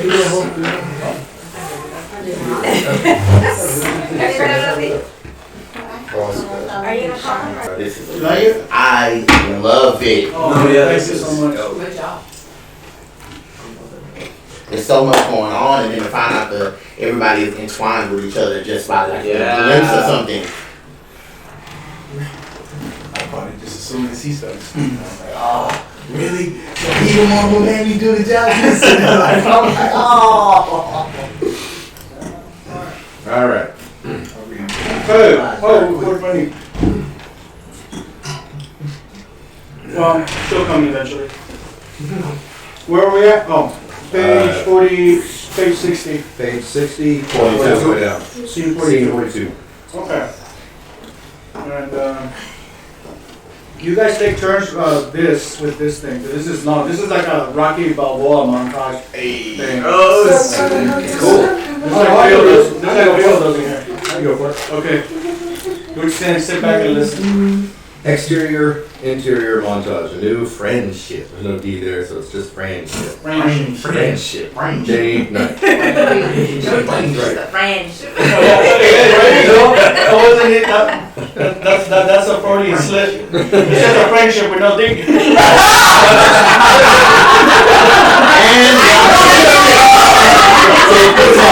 I just got that. I'm done already. Alright, nice music is playing in the background and no actual voices or sound effects are heard. Everything is visual as we span over a period of several weeks. This sequence focuses on the amount of time Odessio and Lainey are spending together and their friendship developing further as this relationship with Tanya degrades. They are getting more familiar with each other and becoming better friends. It seems that the more time they spend in each other, What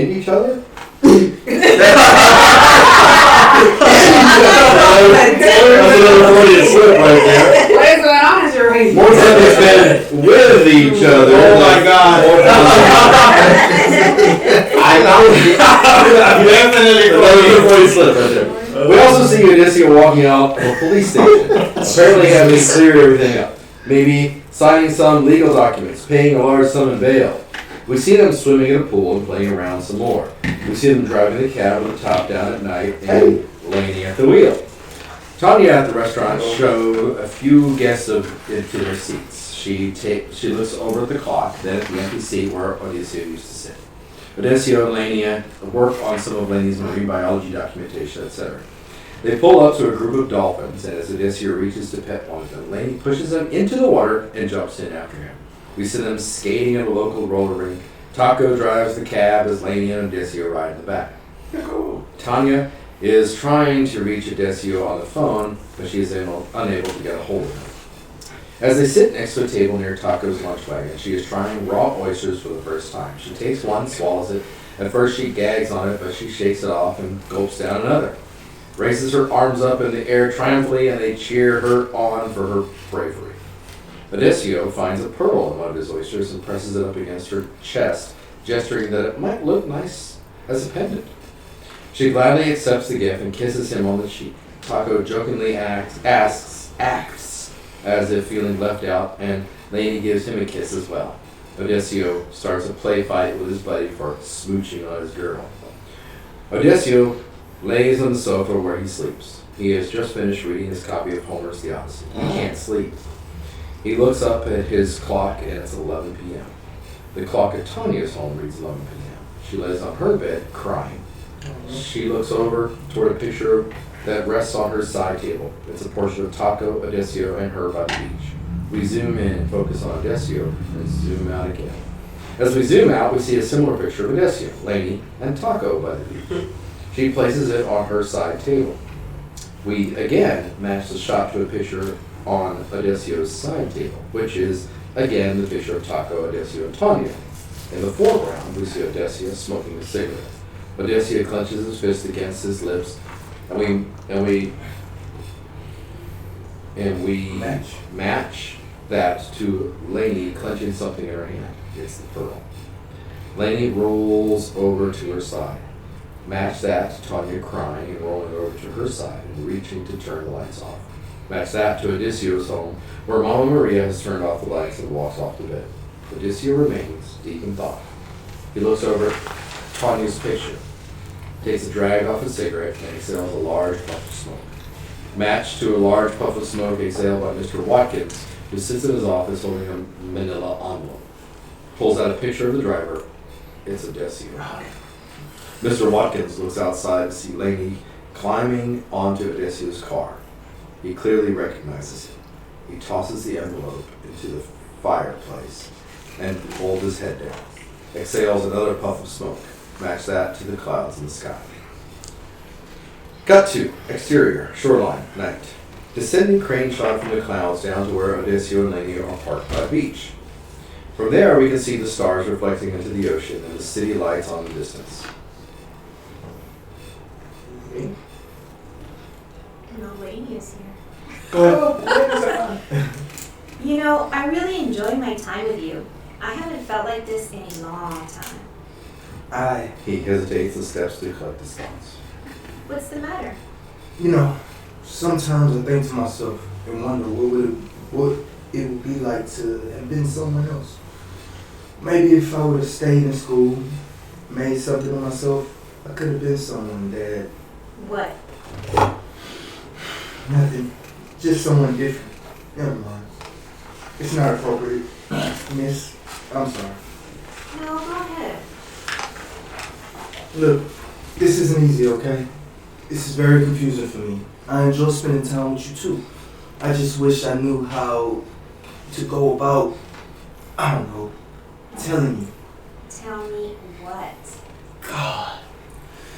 Let me just step back for a minute before I do something we both will regret. Why would you regret anything? Odyseo steps to the side a bit. Laney sits on the trunk of the car in anticipation. Collecting his thoughts, he takes a deep breath and turns towards Laney. He proceeds to give her a much anticipated and passionate kiss. She reciprocates, and they passionately embrace each other as they kiss. After a lengthy time period, they stand with their foreheads against each other, catching their breath. I think we both have been holding off on that. I felt like I had this enormous weight pressed down from the bottom of my chest. It's gotten to the point where I can barely breathe anymore. And all I can do is just wait out the day for those few hours where I can get to spend with you. Laney, I love you. She raises his chin so that his eyes meet hers. Her eyes say it all. They kiss deeply, passionately, as if nothing else exists. They unlock lips only to catch their breath. I love you too. They continue kissing as we crane out. God, I let you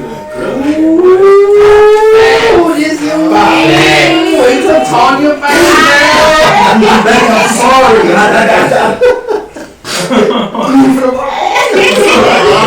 He found it was smarter. Oh, man. She's a problem. She got into books and stuff, and she got everything done. You got me my ass kicked inside of a club, and she got reading books. Like, come on. Exterior, spot day. Upgrading him. Taco and Odyseo are cleaning up the lunch bag. You are insane. What the hell are you thinking? You honestly think this shit could possibly work out? You're dreaming. Wake up, dude. She's not one of us, man. She loves me, man. Really? She accepts me for who I am. You know what I mean? Dude, no. Look, have your little fling, but don't get caught up in something you can't control. You want to get burned, bro? And what's worse is that you're not just setting yourself up for a fall, but you're going to hurt Tonya in the process, too. Did you even think about her? She just have to understand, man. This girl, she was raised differently. Okay, she's accustomed to things you could never provide for her. She loves me, man. Money can't buy love. Money can't buy you love. Is that what you're gonna say? You're a walking cliche, Grizzly. Get out my face with that shit. How long do you think a relationship can last between a flaky little rich bitch and a broke ass nigga from the other side of the tracks? It's called euphoria, cubby.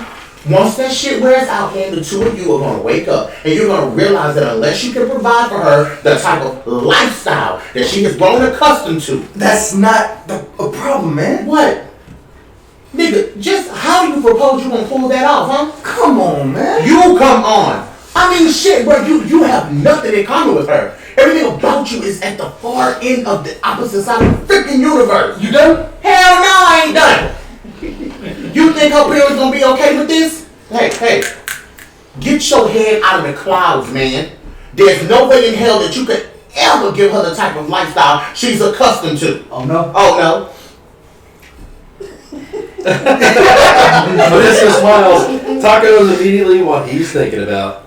Dude, your grandma's gonna kill you. She'll never go for it, don't you try it. Interior, Mama Maria's home day. Hell no, absolutely not. But Mama, listen. Can't you see all I want is the best for us? This is a good opportunity for me, Mama. No, the only thing I see is that I don't want for my only grandson to end up a brain dead vegetable like it in the novelas. See. We are perfectly fine the way we are. You gotta like it with the whole truck driving bullshit, but this time you are just not thinking straight, Sam. We're just fine the way we are. Taco sits on the couch with Dina. She picks on him. We are not fine, Mama, and you know it.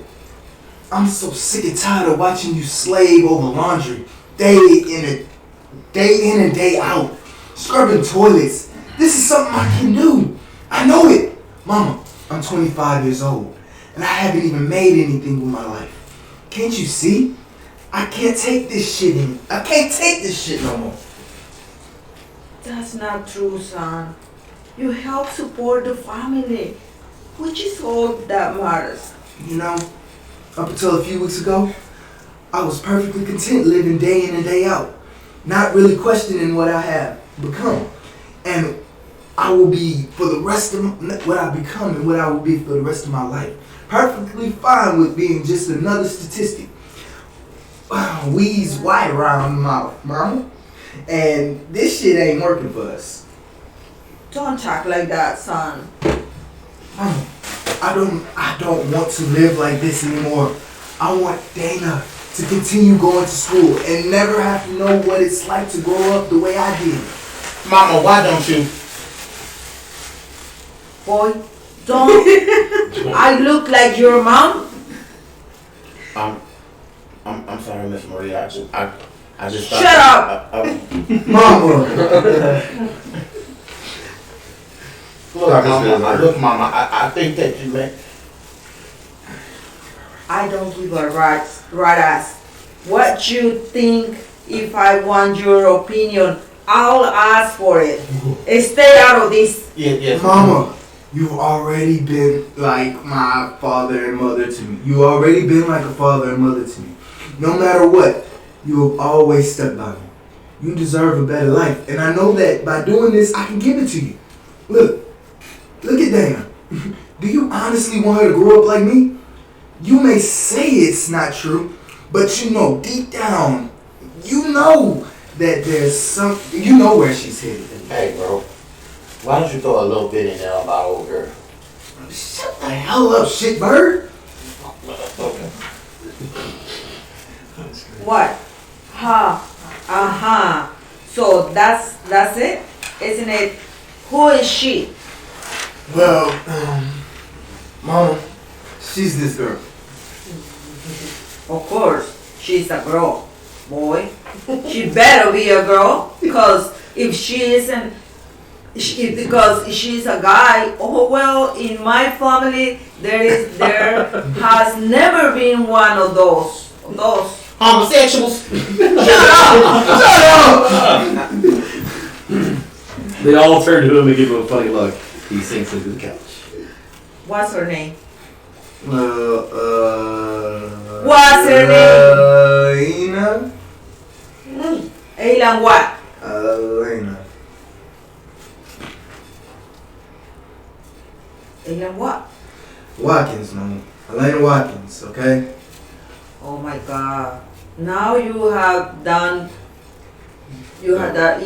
Done. Just when I thought you couldn't do anything more than stupid, you done got and got broke pregnant. You stupid son of bitch. Rolly spaces out in disbelief. She continues to ramble and rant. No, Mama, no. I ain't got no one pregnant, Mama. Mama, stop it. She's just a girlfriend, Mama. Come on, Mama. What's the answer? Huh? What's the answer? Life, the universe, everything. What do you think we're talking about, Mama? About me fighting professionally. You don't know. You know how I feel about the subject? Mama, look. I don't know if you know this, but I'm a grown damn man. I am a damn grown up. Okay. I am a damn grown up. This is something I can decide for myself. I can go out there and do what I can do whatever I want without your permission. So why don't you? Cause it's not your permission that I'm trying to get, Mama. I just couldn't go down there and do this, you know? No, knowing that I didn't have the blessings of you. You will always have my blessing, son. Odessio reaches for one of his books, flips through the pages to find a specific section, and reads. Listen to this, Mama. To be or not to be, that is the question. To whether 'tis nobler to be mine to suffer the slings and arrows of my outrageous fortune, or to take arms against the sea of troubles. Wow, that's pretty clever. Who wrote that? A guy named Shakespeare. He must have been Maya. Those guys have always been clever like that. Yeah, Mom. Shakespeare was a mind. Mom, fighting is the only thing I've been good at. And you got, Mom, fighting is the only thing that I've been good at. You gotta be okay with me trying this, or what? Fine. They cheer and congratulate each other for convincing the old lady and thank her for the approval. Cut to interior, exterior montage. Was that scene too long? No. Did it feel too long? No. That was good. Actually, I realized we're actually in now episode, 4 now? I think. Actually, that was kind of cute. You liked it? Yeah, I did. Yeah. I like your references to. Maybe because I'm so close to it, I feel like it drags on. I don't like being yelled at like that. Hey, you gonna get yelled at. The thing is, too, a lot of this in when you're filming, it's gonna be such quick overlap. Yeah. It's actually gonna be a whole lot shorter than what we went through. Yeah, we are for it. Yeah. We're almost done before. Okay, cool. Alright. Interior, exterior montage, close to your head, day 9. This sequence spans over a period of 3 months. It will showcase Odessio in training by Jack Hanna, Raul working on booking him for fights, Taco acting as his training partner and cornerman, and his relationship with Laney Watkins growing stronger I need every a day. bag of chips in that corner. I'm not sure. It is also emphasized that they spend all their free time with each other or speaking on the phone to each other. Once again, it is all pantomime. This time the music is more energetic. We see Odessio pounding away at a punching bag. We also see Odessio going through some local matches. Small time stuff just to get his feet wet. He's in a swimming pool with Laney. They kiss passionately as if nothing else exists. Taco drives the cab. In the back seat is his manager, Mr. Hanna, who calls encouraging words at Odessio, who is desperately trying to catch up to the car. He wears a jogging suit and ankle weights. He's on a date with Tonya. He's completely distant. She knows it's over, but somehow they don't know how to say goodbye to each other. Aww. Odessio continues to help Laney with her work, but now has much more familiarity with the work and with her. Mr. Hanna takes away Odessio's cigarettes off his mouth, replaces it with 10 lit cigarettes. He jogs on a treadmill while choking on cigarette smoke. Note, smoking, while unhealthy, helps promote rapid weight loss. Oxygen deprivation also promotes endurance. Oh, I didn't know that. Okay, so I'm gonna start smoking. Passing out. Yeah, go ahead. Let him get healthier. We see This is my job. We see Odessio jogging along the street with a device over his nose and mouth that regulates the oxygen intake. He jump ropes in the gym. He walks along the beach with Lainey as the sun is about to set in a shot that resembles a freaking condom commercial, maybe even sharing another kiss against the cliche sunset. The official breakup. He is jogging by the beach and is encountered by Tanya. Unlike him, she seems depressed. He stops to talk to her. He hugs her and they talk some more. He kisses her on the cheek. She seems to be reluctantly agree to the words he's telling her, and he resumes his jogging. Close up, Tanya, teary-eyed as he jogs away. He is at a local library. He has a pile of books at his side, devouring as much as he can to get from them. As much as he can get from them. Mostly marine biology books. He is very much taking interest in Lainey's profession. Raul and Jack discuss business matters and contracts. Raul has several dusty files for Jack to look at. Jack points out and chooses several of them. We see another truck being detained and several illegal aliens being escorted into the INS buses. Odessio is really getting good. His style no longer seems so raw and undisciplined. He carries and presents himself with more grace and posture. He has mastered the speed bag, and his kung fu has improved. Taco and Odessio have taken Lainey to their fishing area and have taught her how to catch crabs using a rope and a piece of chicken. Oh, that's how you catch crabs. Well, it's really a turkey. Yeah, I got a big old trap. Anyway, Lainey notices her father talking on the phone again. He seems nervous and irritated, but she doesn't interfere. He works alongside Lainey, cataloging and analyzing a type of sea algae. Lainey writes down a note, and Odessio actually points out that something she missed. She performs a necessary modification and gives Odessio a look of approval and a kiss on the cheek. He seems more focused now. Raul, on the phone, seems to be actually working on something and getting down to business. Sean sits alone in his high-rise office. He holds a picture frame in his hands. He throws it across the room. The glass breaks as it hits the wall. We focus in on the picture, which depicts him and Lainey when they were together. Odessio continues to work as if his life depended on it. Raul walks in the room and shows Jack a huge list. It seems to be a list of fights lined up. They cheer and celebrate. Cut to exterior, shoreline, day. A gorgeous day. The clouds, the sun, the wind, the ocean. Lainey sits there as if waiting for him to come. He does. Somehow I knew I'd find you here. Of course you would. This is our spot. They kiss, hold each other by the hand, and walk. Hey, good news and bad news. Good news. The good news is that Mr. Hanna says I'm ready for the pro circuit.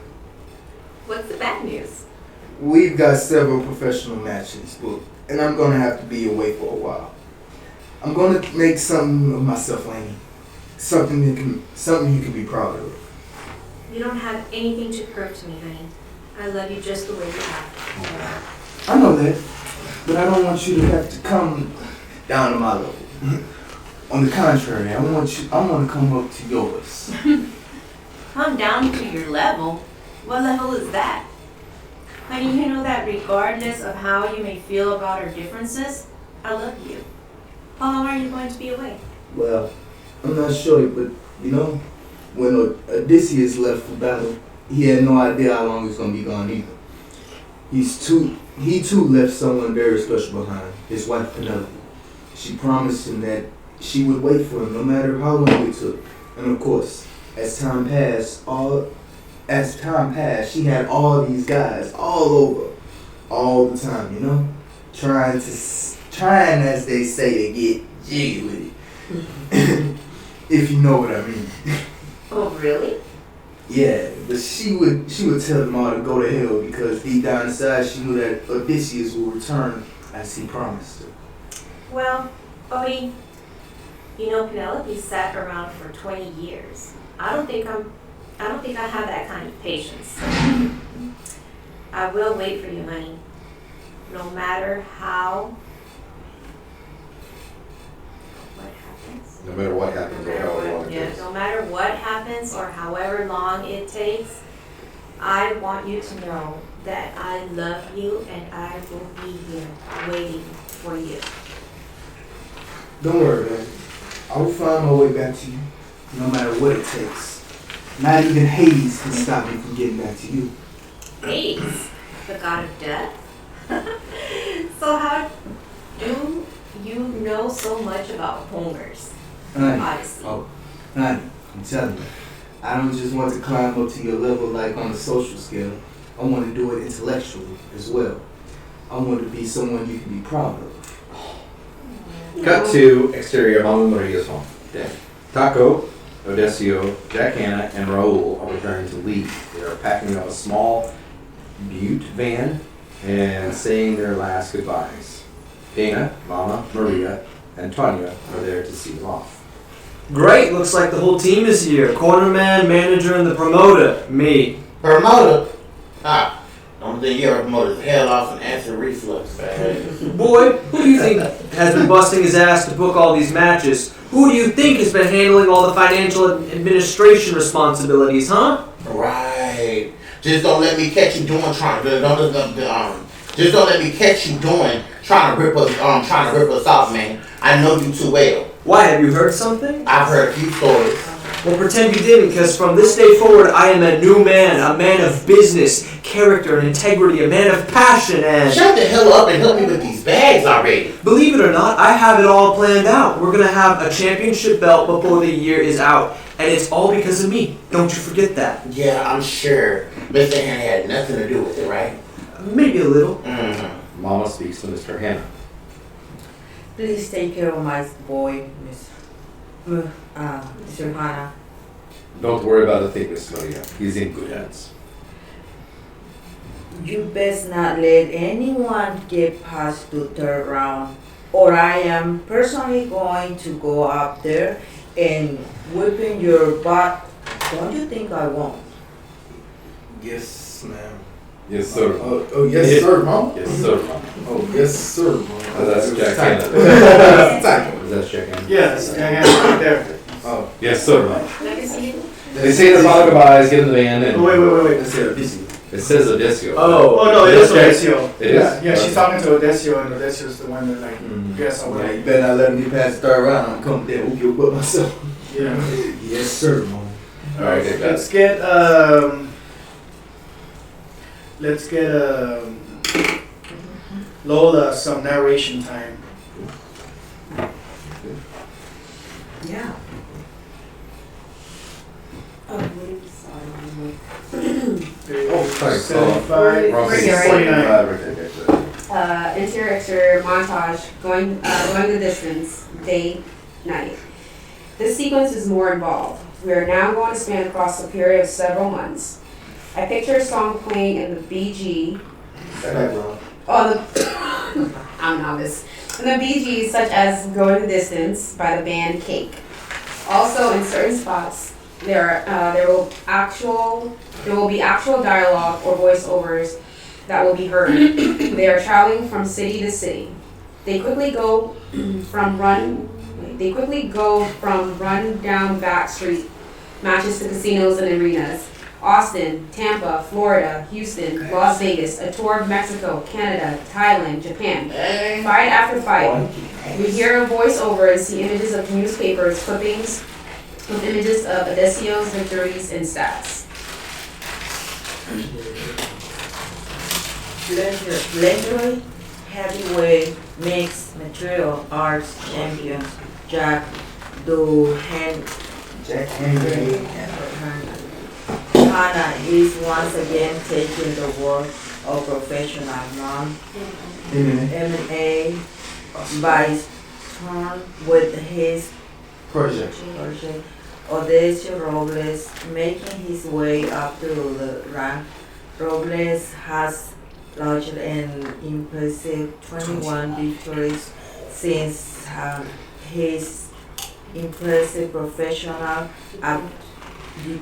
debut in Waco, Texas, just 8 months ago. He's fighting a different opponent in a different city. Raul and Mr. Hanna speak.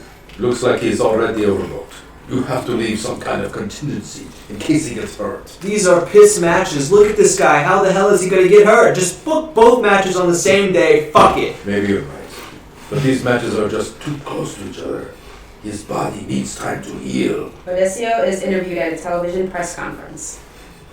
You know, I don't even like fighting. But it's the only thing that I happen to be good at. Who am I going against anyway? Who am I to go against when it comes natural, right? Lady is lonely. She walks along the beach. Their spot. Pulling for him to return soon. Odessio is on the way to the Jay Leno show. It's great, you know. I never realized you can make so much money simply by passing some companies.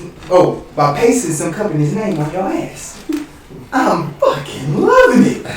Oh my god, I just don't buy these shoes. Oh, they suck. Audience laughs as he removes his endorsed shoes on camera. Mama Maria receives another check and almost faints. She adds it to an envelope where she has a couple more. Lady and Odysseus on the phone. They seem to be able to meet up at a certain predefined time and talk until the sun comes up. He's clearly in pain. Raul walks into the room. Heads up, champ. What is this? You'll thank me later. It's a bottle of prescription pain pills. He just sort of looks at it and ponders whether or not to take some. More fighting, more victories, more cities. Odessio, once again clearly in pain, washes his face, looks over at the bottle of pain pills. He pops a couple in his mouth and chases them down with water from the faucet. Odessio comes home for a short visit, spends some time with Lainey, then is drifted away by the press, or something else comes up which limits their physical interaction. Odessio is backstage of the Regis and Kathy Lee show. He pops a couple of pills. That's how long ago I wrote this. Yeah, it was like, and is then called to come to air. He is play fighting with Regis, teaching him a kung fu move. Regis accidentally kicks him in the balls. Oh my, did I attack you wrong? Don't you wear a cup? Well, I didn't expect you to keep me in the ass. Hey, Gilman, get the kids some ice pack or something. Come on, Regis. Another lonely day for Lainey. She walks by the beach alone. Looks at the distance. She sees the kids walk by, wearing a shirt featuring Odessio on it. Mama Maria accepts the delivery. They are bringing in the washer and dryers for her new laundromat. Mama's Washateria.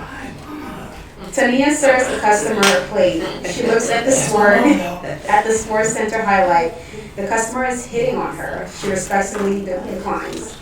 Odessio is walking down the hallway after winning yet another match. He seems extremely focused and overly confident. He's acting like a jerk almost. Snaps his fingers at his friend's Pico to hand him a bottle of water. Pops some pain pills as he heads towards the locker room.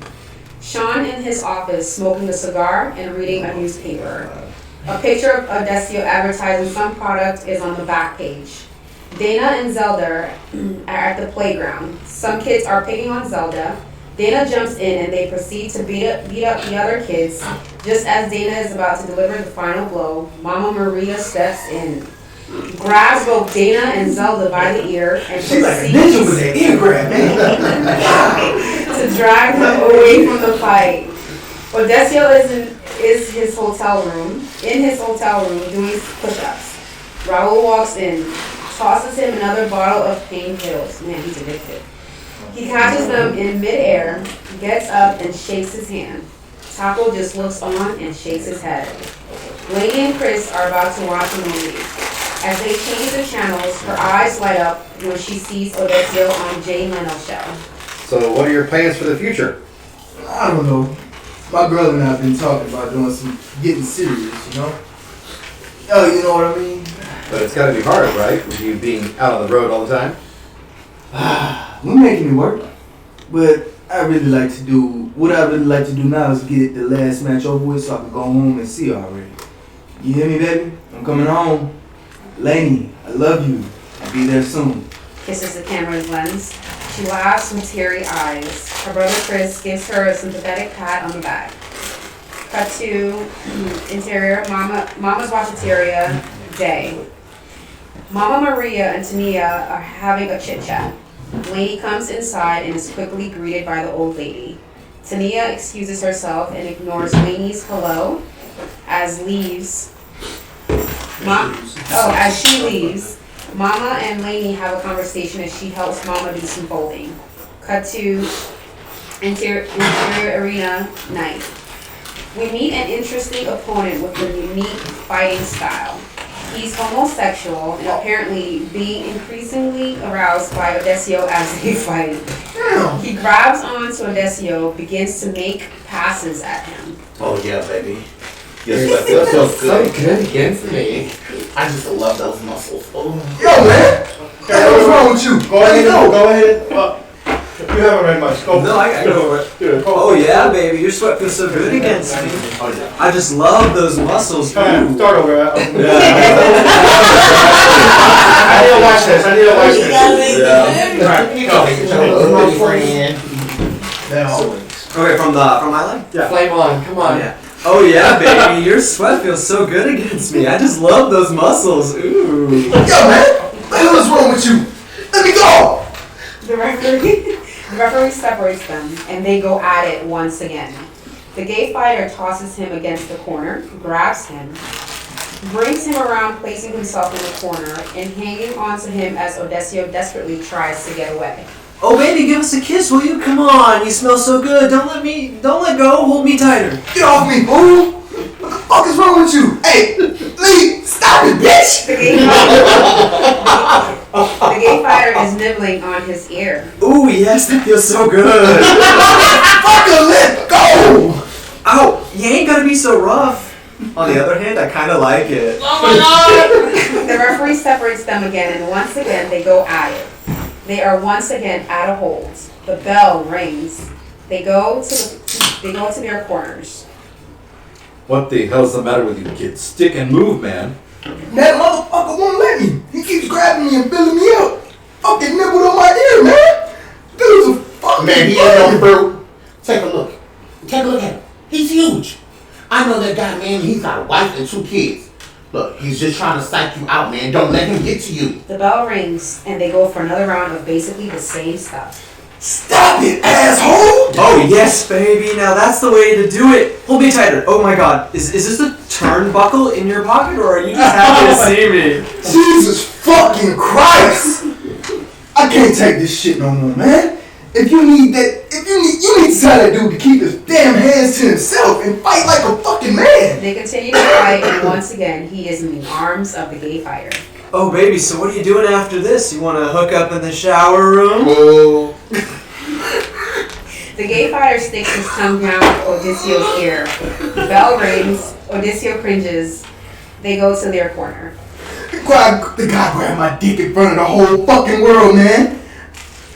I've never had anything against gay people. You know that? But this guy just messed up in my head. I told you, bro, he's not gay.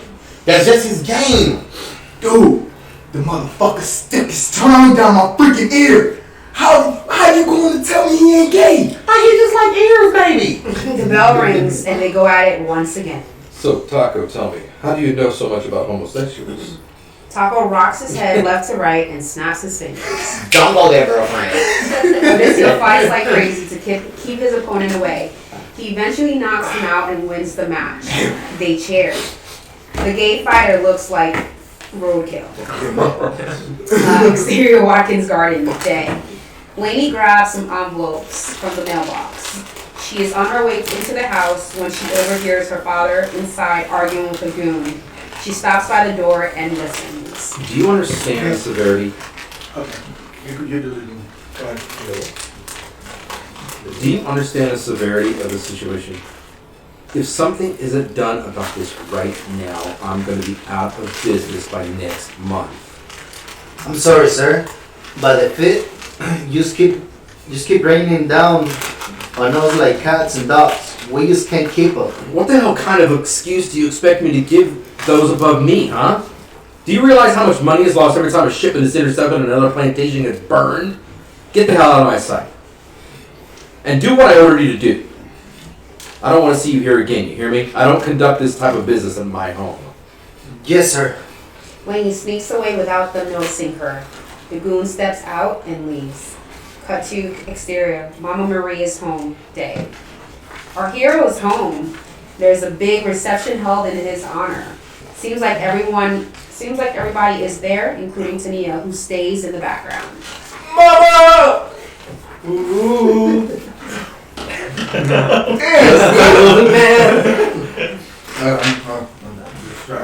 Damn, girl. You been eating your Wheaties, ain't you? Uncle, I thought I reminded you. You owe me, well, over a year's worth of backed up allowance. Hey, is that the first thing you gonna say to me, Pop? Here, take this. And you should cover, it should cover you for the next 2 years, okay? Thank you, Theo. The party continues into the evening. He's surprised Lady is not here to see him. Son, why don't you take a little walk with me? I like to show you the laundromat that I built with using the money you send. Oh. Can you wait till tomorrow? No, I can't wait. You are coming with me and you are coming with me now. Cut to interior Mama's Rashateria. Night. They walk into the place, and to his surprise and enlightenment, Lainey is there waiting for him. They run towards each other and kiss even more passionately than the first time.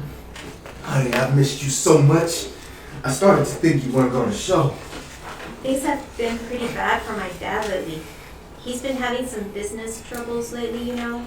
And well, I just want to be there for him, for support. Oh, I'm sorry to hear that. If there's anything I can do. No, it's something I just need to focus on at the moment. I understand. You don't need to explain. You don't need to explain anything to me, babe.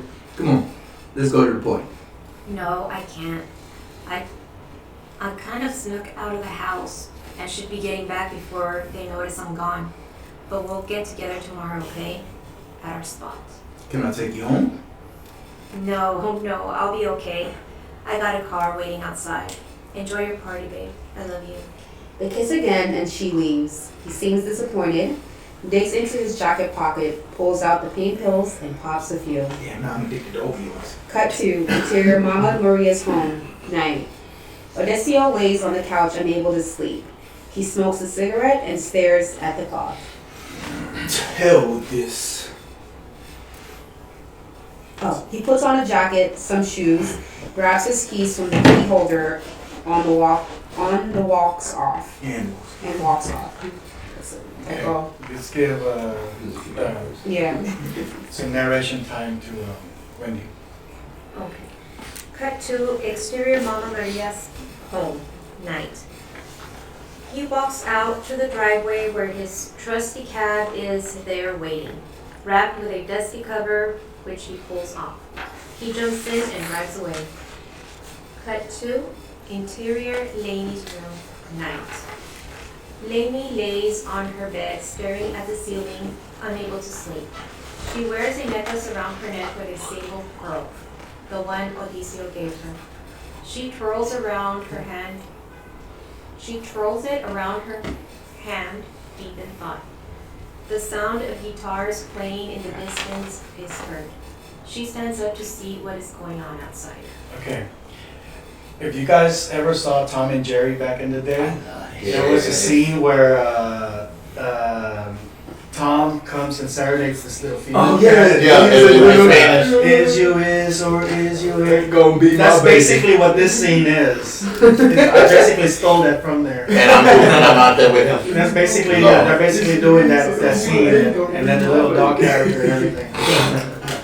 But it's kind of a throwback to that. All right. They cut to exterior Watkins residence. Night. Here we see Odissio and Taco both donning acoustic guitars and singing. We see the lights in Lainey's bedroom turn on. Taco is obviously too drunk for his own good, but seems to be enjoying the time of his life. Lainey comes out to the balcony and waves and smiles at them. A car approaches in the background. Chris is driving and Sean is in the passenger seat smoking a cigarette. Wait, stop. Turn off the lights. Isn't that... Do you want to read it? You're going to revert to Chris because that was your original. Oh, okay, So okay. I'll go ahead and do Sean. No, yeah, I got you. Wait. Stop. Turn off the lights. Is that the guy that used to drive your sister's boat? Yeah, think so. Cut to interior Watkins' bedroom. What is that? Hold on, Mr. and Mrs. Watkins are both awakened by the sound of the music. What is that?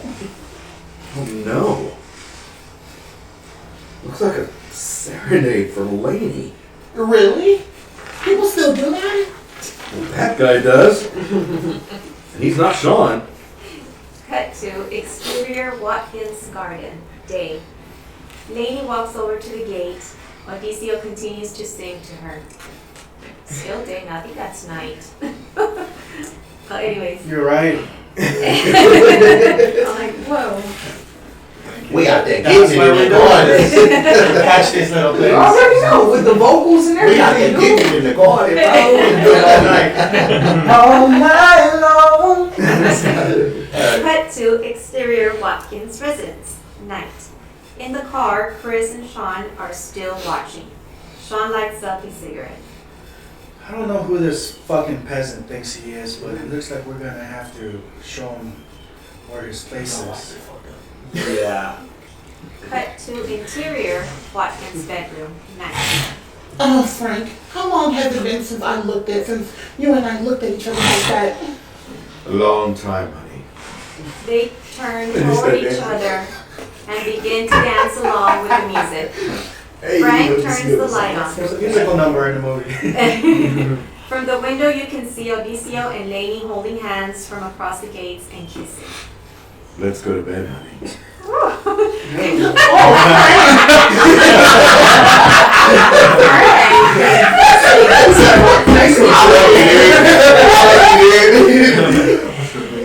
Cut to exterior shoreline. Night. They sit and look into the distance. They've built a fire to keep warm. I don't ever want this to end.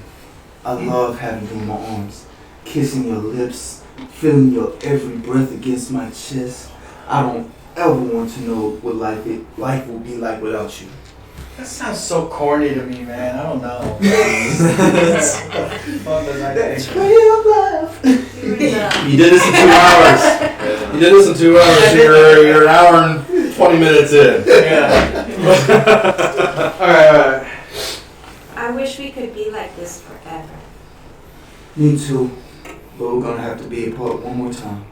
What do you mean, honey? Mr. Hannes got me one more chance to go up against Leonard McKenzie for the championship belt. This will be the last time we will ever have to be apart. Promise? I promise.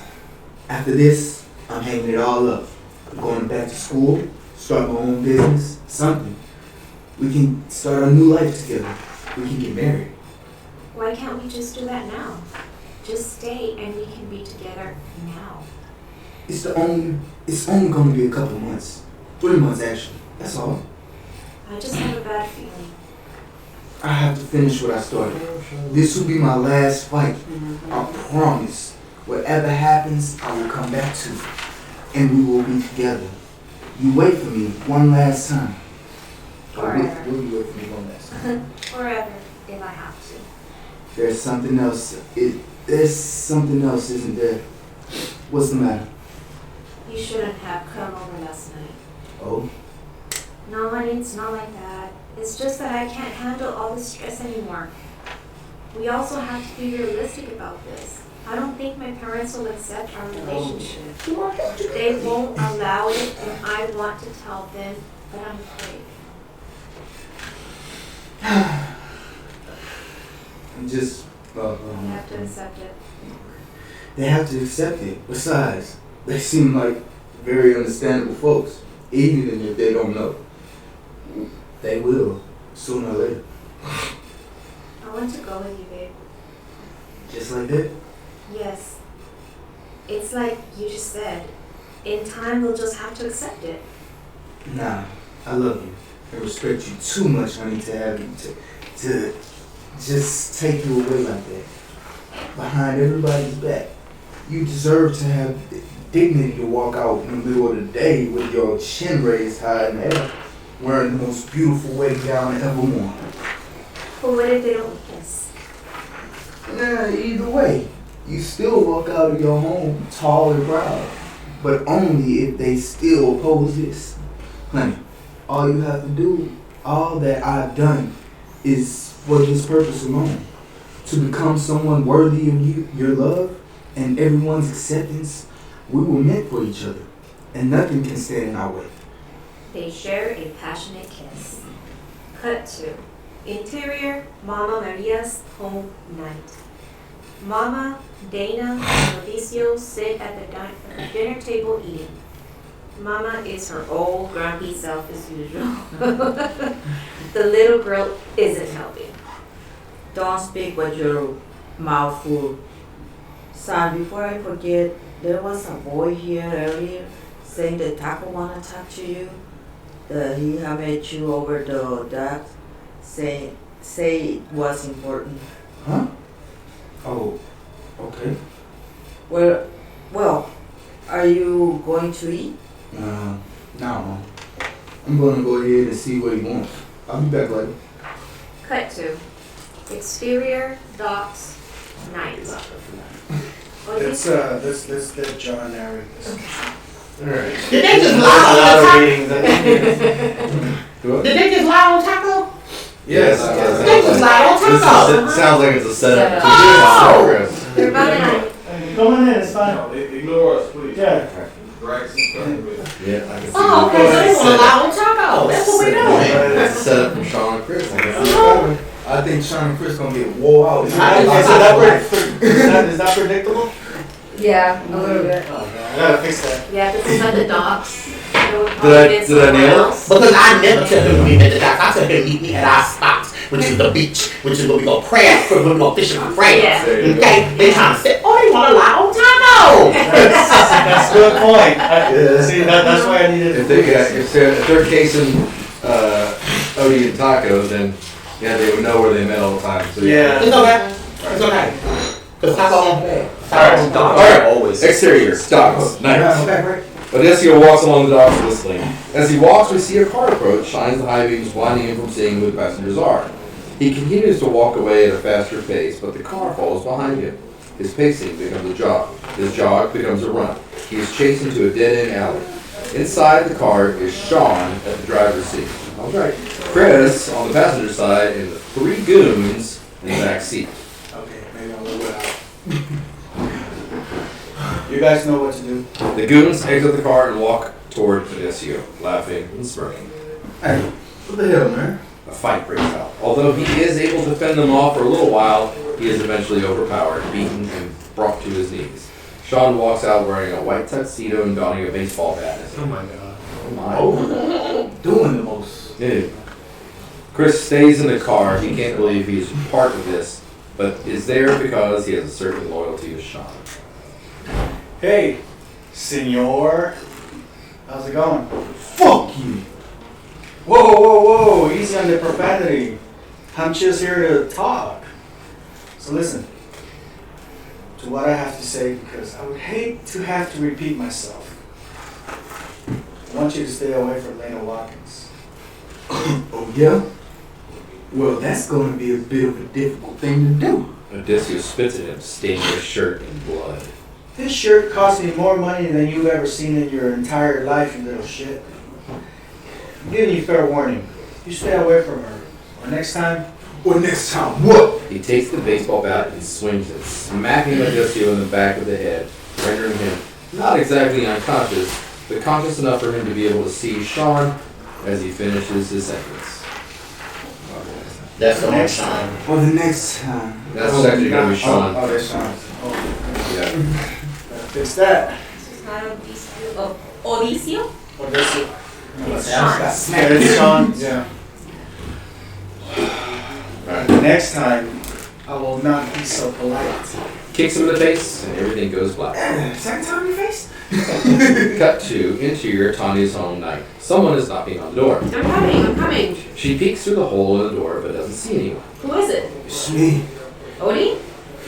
She immediately opens the door, only to have Odessio, who is a bloody mess, fall flat into the floor and pass out. Oh my god. Interior Tanya's home night. She has managed to clean him up for the most part, and is currently applying a wet rag around his face, attempting to clean the rest. Odessio wakes up. He tries to get up, but she holds him down. It was because of her, wasn't it? No, it was my fault. I set myself up for it. Point of view, he's having vision trouble. Can't you see, Odie? She was never meant for you. It's like my pop says, you try to reach for the stars, but your head gets caught in the clouds. Some things are just not meant to be. Yes, it was meant to be, Tanya. I love her. And her? She loves me too. You once told me that if it's truly love. You truly, sorry. No, it's okay. If it's truly love, someone you've got to learn to. Sometimes you have to learn to let go. Maybe you should think about that as well. Odessio, look, maybe it was meant to be, but honey, just because some things are meant to be, it doesn't mean that they were meant to be forever. I'll call the hospital. No. Wait. I'll be okay. She's sad to see him this way. She clearly still loves him and has resigned herself to letting him go. She leans over and kisses him, a sort of sweet kiss as if to say goodbye. Everything I've done, it's all for her. I can't quit. I gotta go and finish this. I know. Cut to exterior open road day. They have traded in the old van for a much more comfortable bus. They are on their way to the train for his upcoming championship battle. Here, Odessio and Mr. Hanna speak as the bus rides along the countryside. I don't understand why we've come all the way out here just to train. The fight is going to be in Houston. We could have just easily trained from home. The governor has extended his home for us to use a training ground to the balance. Please, treat this home with respect. It's just a PR thing, but it's better than nothing. He's a big fan, so expect him to be hanging around quite often. Cut to exterior governor's mansion day. They arrive at the governor's mansion. Jesus! Look at this place! It's huge! Motherfucker must be loaded up! Gentlemen, respect. Okay. Interior governor's gym day. Taco and Odessio are inside checking out the place. Jesus, this guy's a real fight freak. Man, he got his own brain and everything. You know what, brother? If you asked me, I would have said you were right about not having to come all the way out here. You seem to have some pretty good ass farm partners back home. But look at this shit, man. I know I told you that when you were born that you was the ugly stick, but this is ridiculous. Why they have to come back and do that all over again? Man, Sam, look at this. Look at you. Oh my God, look at your man. Shut up. Damn, they left you looking worse than that guy in Vegas. You remember that one who kept going on and baby, hold me tight or let me nip on your heel. I thought you said you wasn't dead. Man, that dude is strictly dickly. He was clear the next gate 2.5. He's fucking right through a straw, baby. Whoa, bring it on, sucker. Bring it on. Did you play fight? Oh, what you got? That's all you got. See, that's why you got beat up that last time. You got beat up last time. Man, look, that ain't nothing. What's the big bad fight machine? Oh, sorry, bro. What? That's all you got? Huh, come on. What's up? Yeah. Check this out. What? See, that ain't nothing. What's the matter, big bad fight machine? You can't help a scrawny little dude like me? What? Odessio stumbles and falls back against the side of the ring. Oh, bro, buddy, you okay? It's just a little lightheaded. One of you shot to display the vision acting up again. Listen, I'm gonna go ahead and get the shower. It's almost time for me to call Randy anyway. Okay, man. Odessio walks away. Taco leans over to pick up his bags, and as he reaches, he notices that the hand he hit him with is stained in blood. Looks up at his friend walking away. He's concerned. Yeah. Oh, I hit him in the back of the head with my hand. Yeah, you're all just sparring. Oh, and yeah. all of a sudden, Right. and he just kind of took it and almost knocked him out just by doing it. Alright, I'm gonna go to the bathroom and go. Okay. Now, do y'all want to take a break? Y'all want to take a break for 5 minutes? Okay. For the words of Jesus Christ, let's do this, Judas.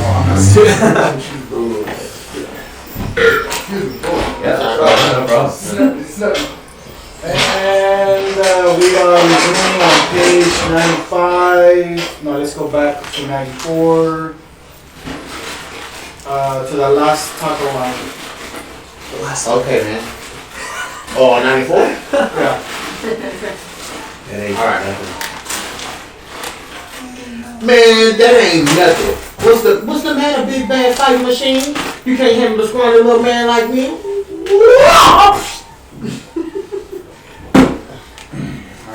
Odessio stumbles and falls back against the side of the ring. Whoa, buddy, you okay? Did I get you up? Yeah, just a little lightheaded. POV shot to display his vision acting up again. Listen, I'm gonna go ahead. I'm gonna go ahead and hit the showers. Someone's trying for me to call 90 anyway. Oh, okay, man.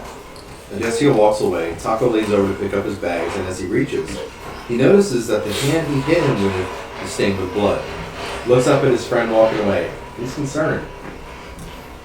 Exterior, Governor's Mansion day. Taco has come back out to finish unloading his stuff out of the bus.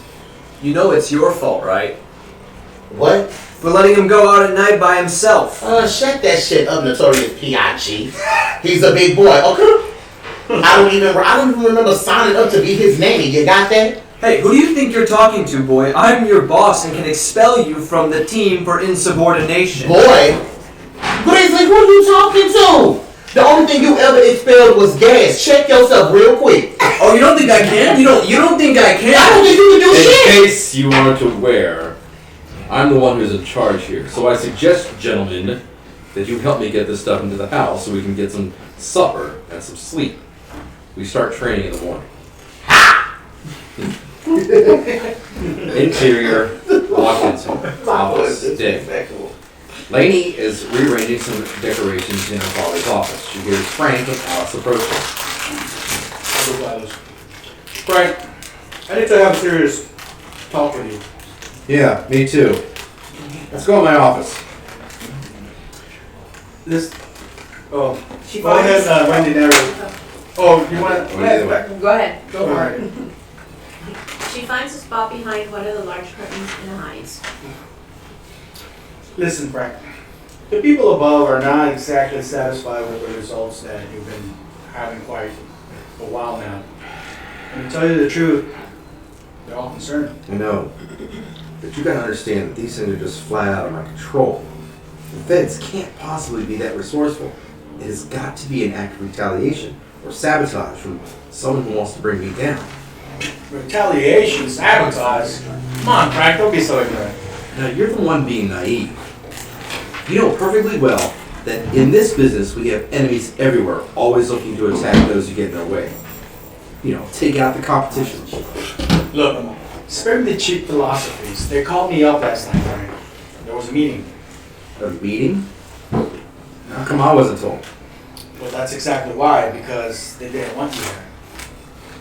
What are you trying to say? The associates have asked me to take you out of the business.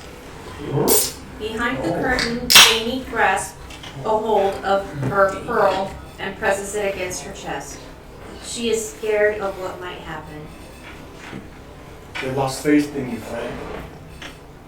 Fine, but I want you to know that I too have lost faith in them. I'll start a whole new life, an honest one. When the fuck will you stop being so impulsive? Look, I've made my decision, and I don't want to talk about it anymore. Lainey is crying. If it was that simple, Frank, don't you think I would have gotten out a long time ago? Frank, they want your head. Lainey, crying uncontrollably, squeezes her pearl even tighter, trying to remain still and quiet. Alice, we've known each other all our lives. We started in this together, and you know that I've always been straight with the organization. Sorry, Frank. The ones above... To hell with the ones above. You're one of them. You have plenty of influence over them. My life is on the line here. Look, I've been thinking about this for a very long time now. There's one possible solution to all of this. What are you proposing? Well, if we intensify our relationship. Once above will see, we'll have more consideration towards you. Out with it. Your daughter, my son, can be that bridge that unites both of the families. What kind of man do you think I am? My daughter is not an object that I can use just to save my skin. My involvement in this has nothing to do with my daughter's feelings. This is not about feelings, Frank. It's about your life. No.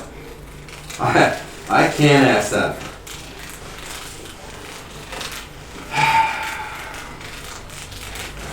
Frank, listen. No. You listen. My daughter is not for sale.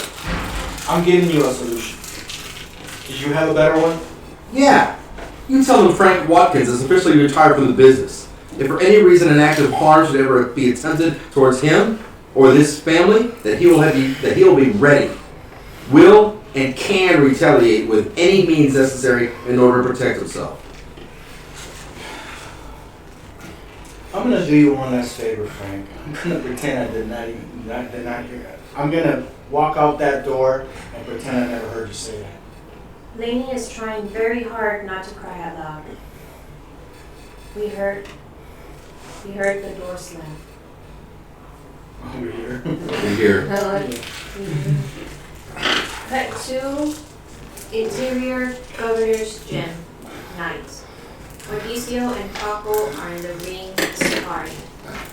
Mr. Hanna walks toward the ring. Very good. Great. Hit the showers. Raul is not too far away. He sits in a lawn chair drinking a frozen margarita and wearing nothing but sunglasses and a Speedo. A very disturbing sight, needless to say. Be careful not to overexert yourself. You might pop a hernia. I'm going to expel you. Cut to interior Sean's office. Day. The phone rings. Oh.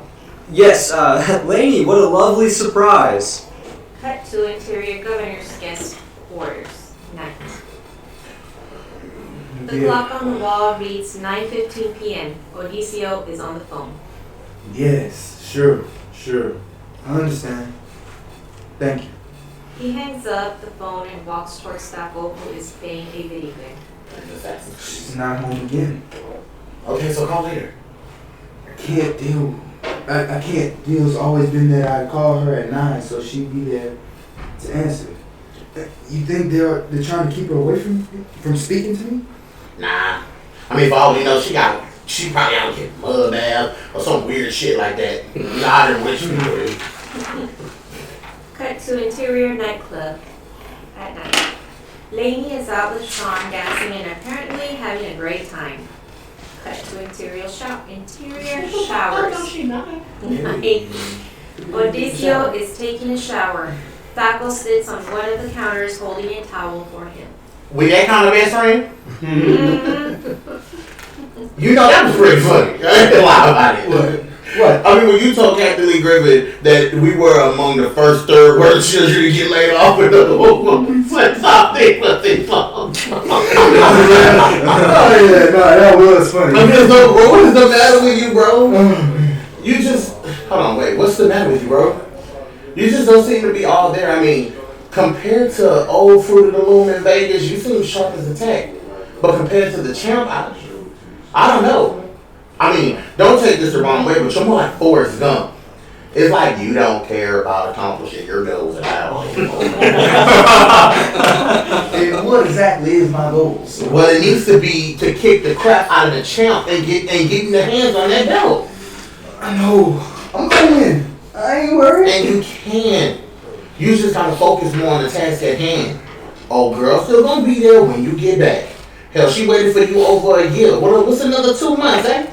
Not only am I gonna win, but I'm gonna walk away from all this shit, bro. Soon as I'm done, I'm gonna marry her, bro. That sounds good. But have you told him to handle that yet? I tell him after the fight. He's gonna be real disappointed, bro. He's put so much time and effort to get you this far. He's living again, bro, through you. I know. Look, I might not agree with it, but I respect your decision. silent moment. I love you, man. I love you too. Work. Then it's kind of awkward. So, you catch that game last night? Stupid ass Astros, right? That's funny. You did write That's this so funny! You did write this a long time ago. It's funny because they just Yeah, it's recently lost. Oh, I'm not an Astros fan. I'm not an Astros fan anywhere it goes. I didn't get on the bandwagon when they won the championship. I was like, I wasn't a fan before. I'm not gonna hop on the bandwagon. I played for the Little League team, so I was always. Fan is just short for fanatic. But they got a little gay between us for a second, so he had to switch it up. He was like, that's like awkward. I love you, man. I love you too. Oh, yeah. How about them games? Alright. Cut to exterior pool. Day. Chris swims toward the edge of the pool. He gets out. He walks toward Lainey, who is sunbathing. Go for the Oscar, Chris. What's Sorry. Go ahead. Just finish it off. He takes a seat next to her. what's going on, sis?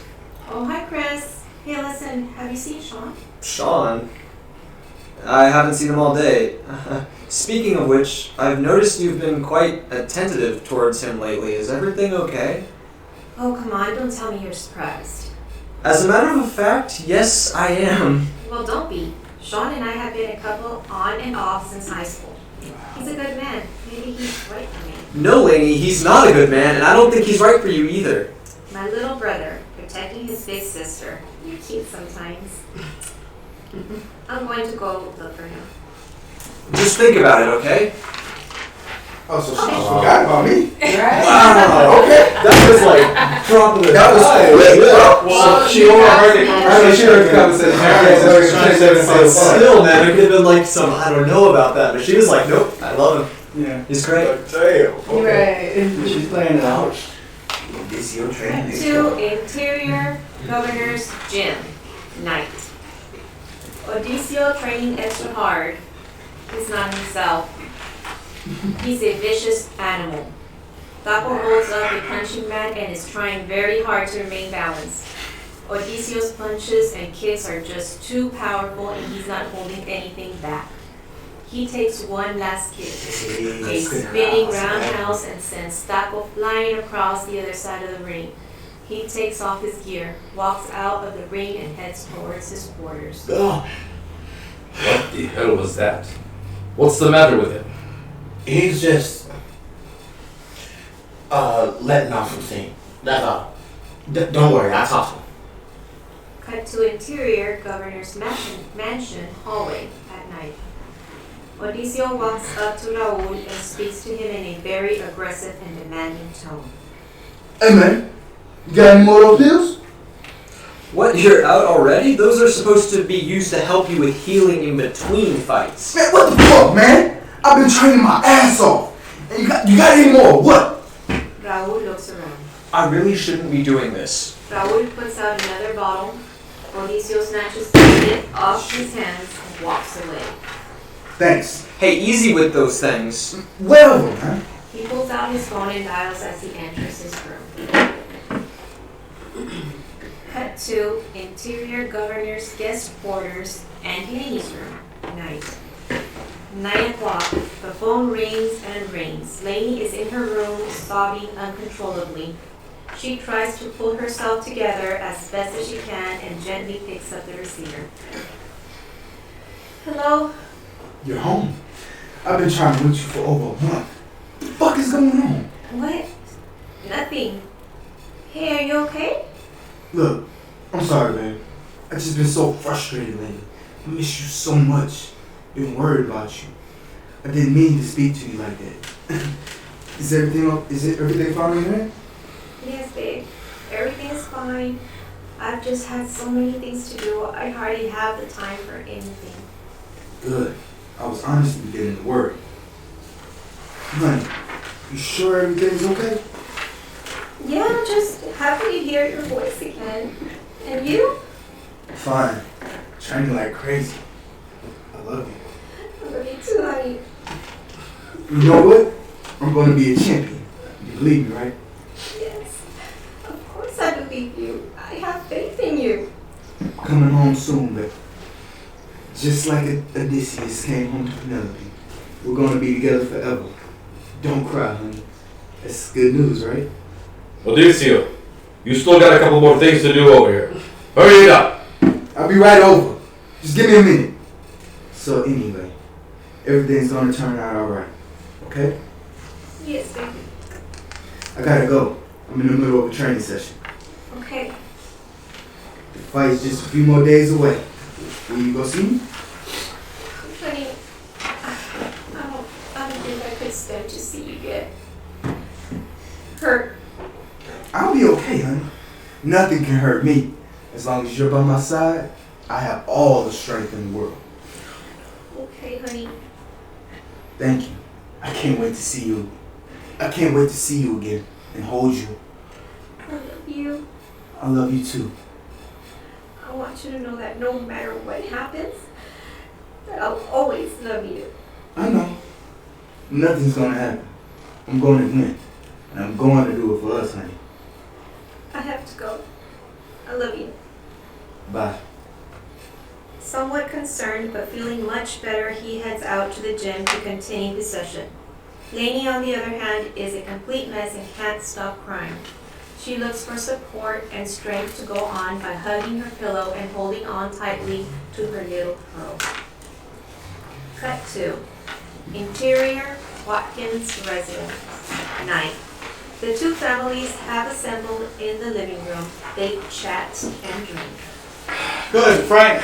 Now that we're all assembled here, I'd like to just get to the point and tell you why we called for this little get-together. Frank, we would like to formally request for your daughter's hand in marriage to my son Sean. What? No. What is this? Frank, please.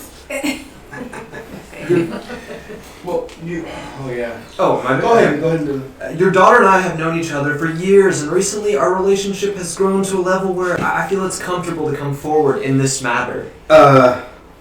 This is not my decision to make. Honey, what do you say? I accept, Daddy. Great. Wait, Lola, go ahead and take over narrator for now. Oh, Chris is shocked, but not as much as his father. Frank Watkins turns to Lainey. Please, excuse me for a moment. Honey, can I have a word with you in private? They walk down a corridor and stop. Honey, I want you to be honest with me. You know something, don't you? About what, Daddy? What do you mean? Mm-hmm. Well, certain business problems that I've got into with Alice. What did they tell you? Nothing, I don't know what you're talking about. Look, honey, if you're doing this for me, don't. Please, just don't. Do what? I care a lot about Sean, and I think it's a great idea.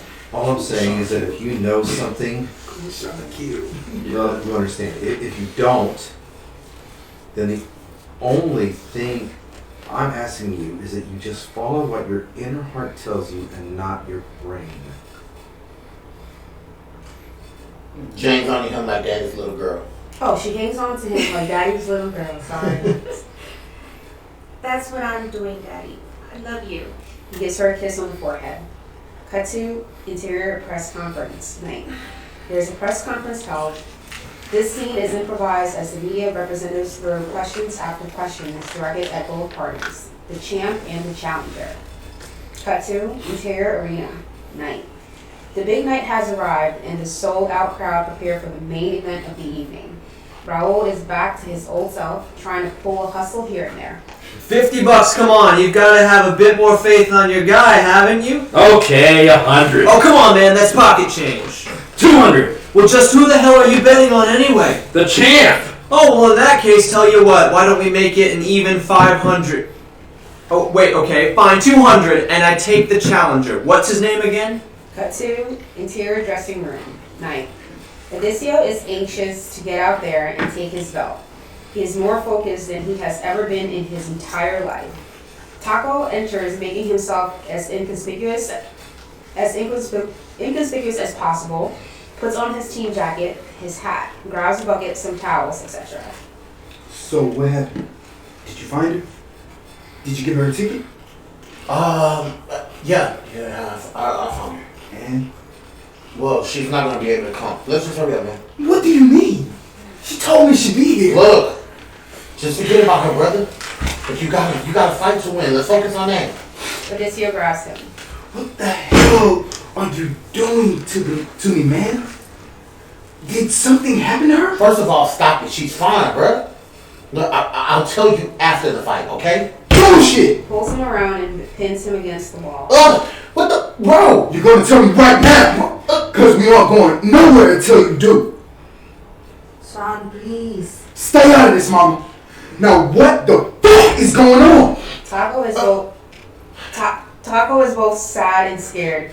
His eyes are watery.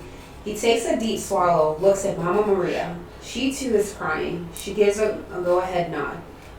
Oh, okay. Odie, man, look. Lenny ain't gonna be here tonight. Because at this very moment, she's getting married to that Sean Romero guy. Infuriated, he begins to beat the living daylights out of his lifelong friend. You know that's goddamn lie. Oh, you fucking lying to me, man. Why the hell are you lying to me? Please, son. Stop. Leave him alone. Please, bro, stop. I am not your brother, you son of a bitch. Please, son. Stop. He's telling you the truth. Mr. Hannah is also trying to pull him away. Odysseus, please stop. You're going to kill him. He stops and crawls up to his mom like a little baby crying, holding her tight in his arm. She comforts him. God knows I will give you anything to keep you from the pain you must be going through right now. It's true, son. She just doesn't deserve you, baby. She's getting married as we speak. And there is nothing you can do about it. He falls to his knees and sobs like a little boy. Taco stumbles his bloody self over to him and they embrace each other. I'm not touching him. I'm so sorry, brother. I'm sorry. Odysseus gives him a kiss on top of the head and holds him tight in his arms. I'm so sorry. I'm so sorry. John, go ahead and take over the narration for this one because I need a powerful voice on this. Can Taco not touch him? He just beat the shit out of me. I don't care how long he's been fighting. Dog shit out of you. He like beat the dog shit out of me. Beat the fuck out of you, dog. Fucking move. Taco fragile. I'm like, Stop taking the pain pills and stuff. You could have stopped him at any time. Crazy. You blaming his anger on me. I see where we going here. Hey, opioids give mental health problems. Let's get the tone. That's right. On page 112. Scene 86. Scene 86. Interior arena night. Odysseus' team walks down the runway towards the ring. Match to interior chapel night. We hear a wedding march as Lainey and her father enter the chapel and walk down the aisle toward the altar. Match to interior arena night. As Odysseus and his team continue to walk down toward the ring, in the distance we see Angel, an ominous character from the next film, Wild Angels. Ooh. Just another face in the crowd, but it seems to somehow shapeshift into something else. He then turns his attention to Tanya, who is in the audience. She gives him a warm smile. We hear the words, "She spoke to him that one night." Just because some things are meant to be doesn't mean they were meant to be forever. Match to interior chapel night. Lainey continues to walk down and spots her brother Chris. She hears the words he spoke to her by the pool. No, Lainey, Sean is neither a good man, nor do I think he's the right one for you. Match to interior arena night. The championship ref is going over the rules and commands them to touch gloves and come out fighting. Match to interior chapel night. Frank Watkins takes his daughter's hand and hands her over to Sean. Then Sean and Lainey continue to walk down the aisle towards the minister. Match to interior arena night. The fight is on. Punch after furious punch. Kicking, punching. Odysseus takes a massive blow to the head, which sends him stumbling against the ropes. His opponent continues to put the hurt on him. His grandmother in the audience can't stand to see him hurt. How it goes south. She bursts into tears and grabs at her face in anguish. Match 2, interior chapel night. Lainey's father is holding his face in shame in Shane manner. Yeah. He too has tears in his eyes. Match 2, interior arena night. The crowd goes wild as the champ releases blow after powerful blow, causing Odessio to fall face flat onto the canvas. Get up! Get up! The bell rings temporarily, saving him from an obvious defeat. Match 2, interior chapel night. The minister speaks, but his words are only part of the ambiance. What we hear is his voice, is the voice of Lainey's father, as she turns to him. The only thing I'm asking is if you do what your heart tells you. Match 2, interior arena night. Odessio is in his corner. Come on, buddy, concentrate. Focus. You're letting him get the upper hand. Now, I know you can do this. This is what we've been working for. The bell rings again and back into battle he goes. However, not too far into the round, he once again is overtaken by the more experienced champion. And back down to the canvas, he is landing not too far away from his corner. The towel! Where's the towel? Where the fuck is the towel? Get your hand up. Throw in the towel, man. Throw in the towel! And hearing this, Odessio turns to Taco from where he lays. No, don't you give up on me. I told you. Oh, sorry. That's Odessio, my man. It's Odessio. No, don't you give up on me. I told you I'm going to win. That's the spirit, son. Now just stay down until the count of 8. Now, boy. Now! Odessio gets to his feet once again with newly acquired energy, just pounding away at the champ. The champ is against the ropes. He's losing his balance. He falls. Everyone cheers. The ref begins to count, but is interrupted at the count of 5 by the bell, and instructs them to go to their corner.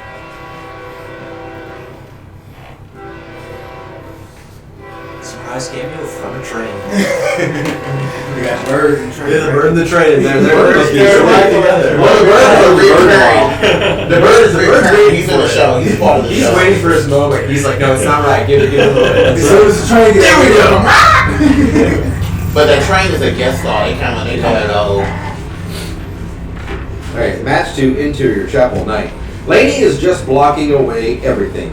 She hears the voice of Odessio. Odessio. Oh, my bad. She hears the voice of Odessio. This will be my last fight, and I promise, whatever happens, I will come back to you, and we will be together forever. I don't ever want to know what life would be without you. She grabs a hold of her pearl and flashbacks to the day when he gave it to her. Interior arena night. At the fight, Odessio is once again on the receiving side and is knocked down to the canvas. Stay down, boy. Get your strength back. Wait till the 8 count. He gets up on the count of 4, and they go at it once again. The tired fighters grab onto each other, still trying to overpower one another. As the ref goes to separate them, the bell rings once again. They are at their corners. Mr. Hanna is scolding him. Odessio's eyes are playing tricks on him. They keep going in and out of focus. Why aren't you following my orders? Keep your guard up. Move when I tell you to move. Go to hell! I don't need you. I don't need anybody. Now you will listen to me, boy. You've got to follow my instructions. It could have just as easily have been anybody else off the streets, but I chose you because I knew you had what it takes. Now either you prove to me I was right, or I will end this fight right here and now. Look at him, son. That belt is your objective. Interior showers night. Odessio is back in the showers having his conversation with Taco. Odessio dries his face. Sometimes I don't even remember why I did all this in the first place. What the fuck is my goal? Interior arena night. You got to concentrate on your rival. Look at him. Look! That is your rival. That is your enemy. And nothing else matters. Son, that is your goal. His eyes once again come into focus, but he no longer sees the champ sitting on the opposing corner. He now sees Sean Romano sitting there. The bell rings and he comes out fighting. Flash to exterior docks night. Odessio is back at the docks on his knees and facing Sean Romano and his goons. Stay away from Lainey Watkins, or the next time I won't be so polite. Flash to interior arena night. He seemingly regains his composure. We see the match continue from a dual perspective. The audience and Odessio. The audience sees Odessio fighting the champ. Odessio believes he is actually fighting Sean. Once again, he hears the words, Stay away from Laney Watkins, or the next time I won't be so polite. This time he sees a vision of the bat swinging towards his head. The champ launches a brutal blow to his head. Slow motion shot. He falls, eyes roll up. Sorry. No! Match 2, interior chapel night. Still in slow-mo. No!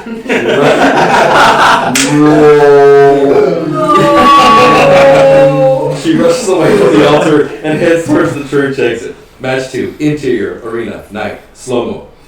Stop the match!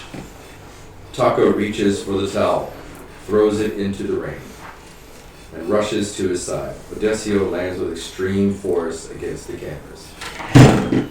The onlooking crowd gets up out of their seats, and we cut to this important shot. Pan up from Odessio on canvas to the medium shot of Champ looking down at him. The referee jumps in front of the Champ, taking up the full frame, and begins to count. Count. No sound. Camera, still focused on the referee. Odessio rises up to his feet, facing the fourth wall, and it is he who now takes up the entire shot. We can hear his heart beating loudly. In fact, that's all we hear. Just his heart beating faster and faster. He shakes it off, bites at his gloves, and tears them off. He works his way through the crowd, around the crowd. He jumps off the ring, works his way around the crowd again, and heads toward the exits in slow-mo. Cut to exterior, church, parking lot, night. Laney continues to run for the exit. Sean, infuriated, reaches for his breast pocket as if reaching for a gun. Chris steps in front and launches himself at Sean and confronts him. Match 2, exterior arena, night. Odessio makes his way across the parking lot and onto the streets or the freeway. He runs without a single care in the world other than to get back to Laney. He runs across the busy streets, onto a freeway, over a bridge. He continues to run as we see and hear a superimposed collage of flashes. Flash 2, exterior, shoreline, night. Page 119. Scene 107. That's you. That's you. Oh, it's me? Exterior, Oh, shoreline, night. I don't ever want to know what life would be without you. Flash 2, exterior church parking lot, night. Laney jumps into her car, stumbles with the keys, but manages to start her car and take off. In the distance, through the church windows, we see a variety of flashing lights. Match 2, exterior, shoreline, day. No matter how long it takes, I will be here, waiting for you. Flash 2, exterior streets, night. Odessio, clearly in pain and desperate to get to his destination, screams in anguish, yet no sound is attached to his actions, just the ever-increasing beating of his heart. Flash 2, exterior, shoreline, night. Look, this isn't okay. This is very confusing for me. I enjoy spending time with you too. I just wish I knew how to go about it. I don't know. Tell me. Exterior, shoreline, day. I love you. Flash 2, interior car, night. Laney in her car comes to a traffic jam. She releases a scream as well. She looks around for an exit but doesn't find a way out. Match 2, exterior, shoreline, night. I promise you that no matter what happens, that I will find my way back to you. Flash 2, exterior streets, night. Odessio can see the shoreline in the distance. The speed at which he runs is almost unnatural. In pain and out of breath, he cries out loud, nothing else matters. Sound detached from his actions. Flash 2, exterior, shoreline, night. I will wait for you, honey. No matter what happens or however long it takes, I will be here, waiting for you. I will be your Penelope. Flash 2, exterior streets, night. Laney steps out of her car, leaves it, runs towards the shoreline. Flash 2, interior, empty, night. I promise you that no matter. Flash 2, interior, empty, night. What happens or however long it takes, I will. Flash 2, interior, empty, night. Find my way back to you. Flash 2, interior, empty, night. I will be your Penelope. Flash 2, exterior streets, night. He continues to run. Heartbeats now sound louder and louder, and so fast you wouldn't be able to count the heart rate. Flash 2, interior, empty, night. I promise. We will be here. I don't ever want to know what life would be without you. interior, empty, night. We'll be here. Flash to interior, empty, night. I don't ever want to know what life would be like without you. Flash to exterior, shoreline, night. Odysseus has reached the shoreline. Lady approaches from the distance, tired, cold, and wet in her dirty wedding dress. She approaches. Odysseus extends his arms out. Flash to interior, empty, night. No matter what happens. Flash to exterior, shoreline, night. She continues to run towards him at full speed. She doesn't see him. Continues to run, literally passing right through him. And stumbles onto the ground, curling up to a fetus-like position, and seeing that Odysseus is not there. The dialogue is in reverse, and their heartbeat becomes a single monotone sound. I will be here. Odysseus turns toward Lane and looks down at her lying on the beach, crying. He reaches for her and sees his hands vanishing in a puff of steam. Realizing what's going on, he tries to scream, but no sound comes out. Push in an extreme close-up of Odysseus as he closes his eyes. Interior arena night. Pull out an extreme close-up of Odysseus' eyes, still closed. Continue to wide-angle ascending crane shot to reveal Odysseus lying in the middle of the ring, surrounded by a crowd of onlookers, including his family and friends. A towel is placed over his face, and EMTs lift his lifeless body on a gurney and proceed to carry it out of the ring. So he does? There you go. He had a chain. He did. Whooped it. He not dead. He did. He's not dead. He did, gosh. Like, He died? DoorDash. Yeah, as soon as he got hit back in the head, it was done. This is like Romeo and I knew Juliet, he was gonna die. Odysseus, and all that stuff. He's thinking he's running. Yeah. Yeah, no, I thought he was running. He was like, He's yeah. flying. That's why it's his heartbeat, because his I will whoop your ass, jackhammer. I told you to throw in the towel. I said throw in the damn towel. This is the sequel. I don't think he should die. Because you see the What angel. did you get so- Because you see the angel. Right. Oh, yeah. I knew it. The next film is about the Grim Reapers. It's a love story with the Grim Reapers. Oh, It's very interesting. okay. Yeah. Okay, the tacos are not too right. Huh? Because he died, I went with him. He can't die. Alright. He can't die without me. Will this is the main character in the second one too? Yeah, but His spirit. His spirit, yeah. His spirit. He does that one though. I know. I mean, he's Grim Reaper, so Hey, you know it works. he can fight the Grim Reaper. So how many of you guys saw that coming? I did. I did not see Whenever I saw it, I saw it. I kind of got a little bit when it says on there that there was an angel, that there was an angel. Because we're reading the word angel. Yeah, but without The guy's name is Angel. Wild Angels. Okay. Yeah, but when you're filming this, no one's gonna know. They're gonna go, What was that? From the audience standpoint, Because I it won't was be like, reading it's a this. shit-shaped thing, you know? Yeah. There's like a hint of something's wrong, but you don't quite know what. I mean, we knew what was the stage instructions, but it's Yeah. like if you didn't, you might be like, wait a minute, something doesn't feel right. So is it gonna be? So it won't be a season 2 of this. No. But it won't be a second season. I just took into account when they Something started about seeing easier. somebody else's already. That was whatever Yeah. over. I Like, was like, you don't have his mind up against I'm it. sad, y'all. I I didn't know. I didn't think. He said, I'll come back. I have to I find promise another I'll come fight. back for He you. kept I just telling wanna- her, he yeah, kept I'll come telling back. her, I'm like, "You're he's not gonna coming stop back. No, he's not coming back. Salió corriendo, pero no quiere, quiere irse con la sanidad. Pero ella nunca llegó. Whatever she said. Was it obvious? Was it obvious to you guys what happens in the church? No, she She didn't. get out of the That she couldn't marry him. She didn't get married. She ran out. Did y'all notice when she ran out, Sean pulled out a gun? yeah, And then she's running off. Yeah, all Chris these flashed in the flashes. middle. There's like a whole mafia shootout in the church as she's running out. Like, Oh, I yeah. can't. My family did. Yeah, Chris is dead. Yeah. Yeah, there's a mafia shootout. And it's like, as she's running away, you see like the gun back. Right. Shit, okay, that's awesome. I didn't think about that. But yeah, it's hinted. Yeah, well, it stops right there, and then in the next sequence, she's like, She runs away and you see like the flashing lights. Yeah, that's gunshots. She didn't get hit though. No.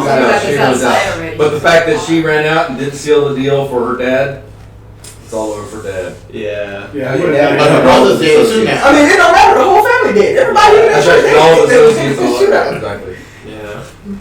The son and the mom. Any notes, some, like any loose plot holes, partes de la historia que necesitan, que quedó que sin arreglar, que puede, que se dejó hecho ahí, pero que no se terminó, like little, like loose plot holes that you guys see, or Taco's not gay, right?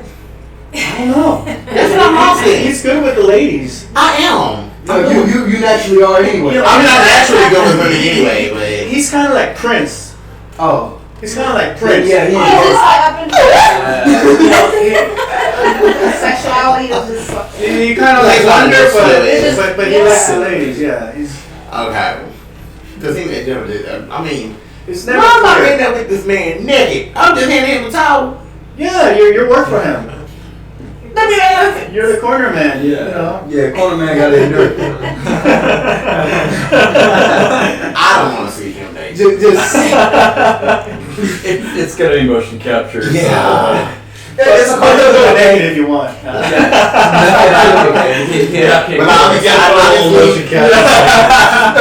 honestly, this was super good in my book.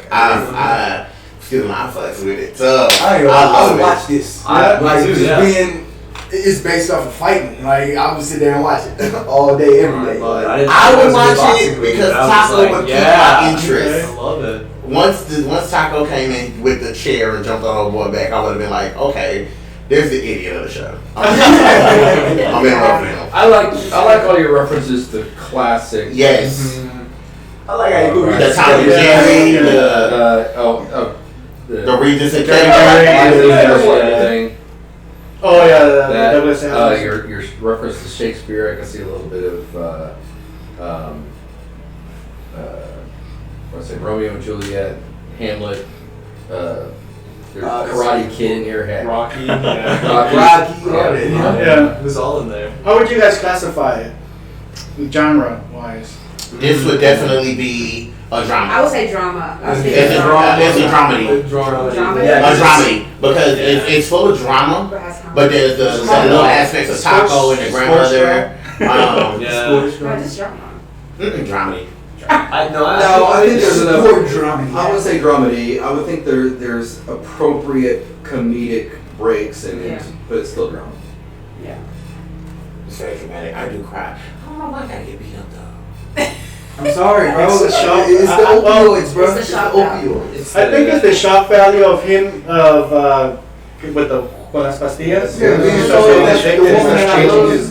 because like during the phone call with Lainey, you even start like, what the fuck? You know, like to her, it's like, what the fuck is going on, man? Like, so it's like, I mean, He better be glad I didn't get paycheck. I've taken a lot of stuff away from that.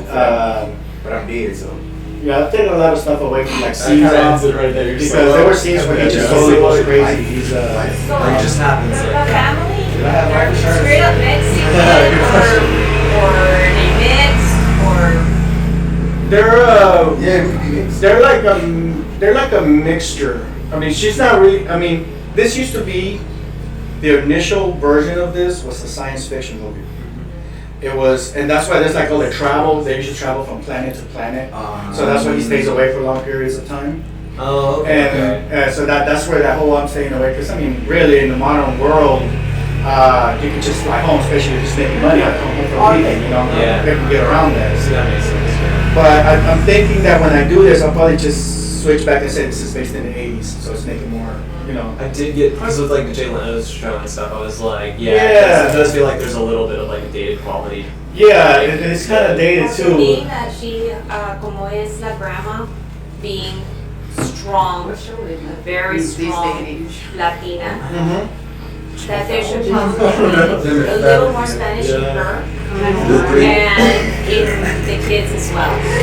Ellos también, you know, follow after her kids. It's just papi or mama. Spanish, you know, not so much just mama as in like just también meterle Spanish to it. I agree with that. You know? Yeah. Make it more authentic as a Latino Yeah. family. And Taco, he just black, huh? Yeah. Okay, because I'm black. I thought I was mixed. Like when this was a science fiction thing, in the science fiction version was she's not really related to him. Like he was caught in one of those transport ships that they transport the illegal aliens from Mars to Earth. It's almost like a fossil. So basically he was in one of those trailers that they, and she picked them up and she raised them. So that's how they're related. So they don't necessarily have to be like, They're not blood, but they're Mhm. family. Uh-huh. Hey, mama. Hey, son. I'm glad. Good. Hey, if these people don't leave me alone.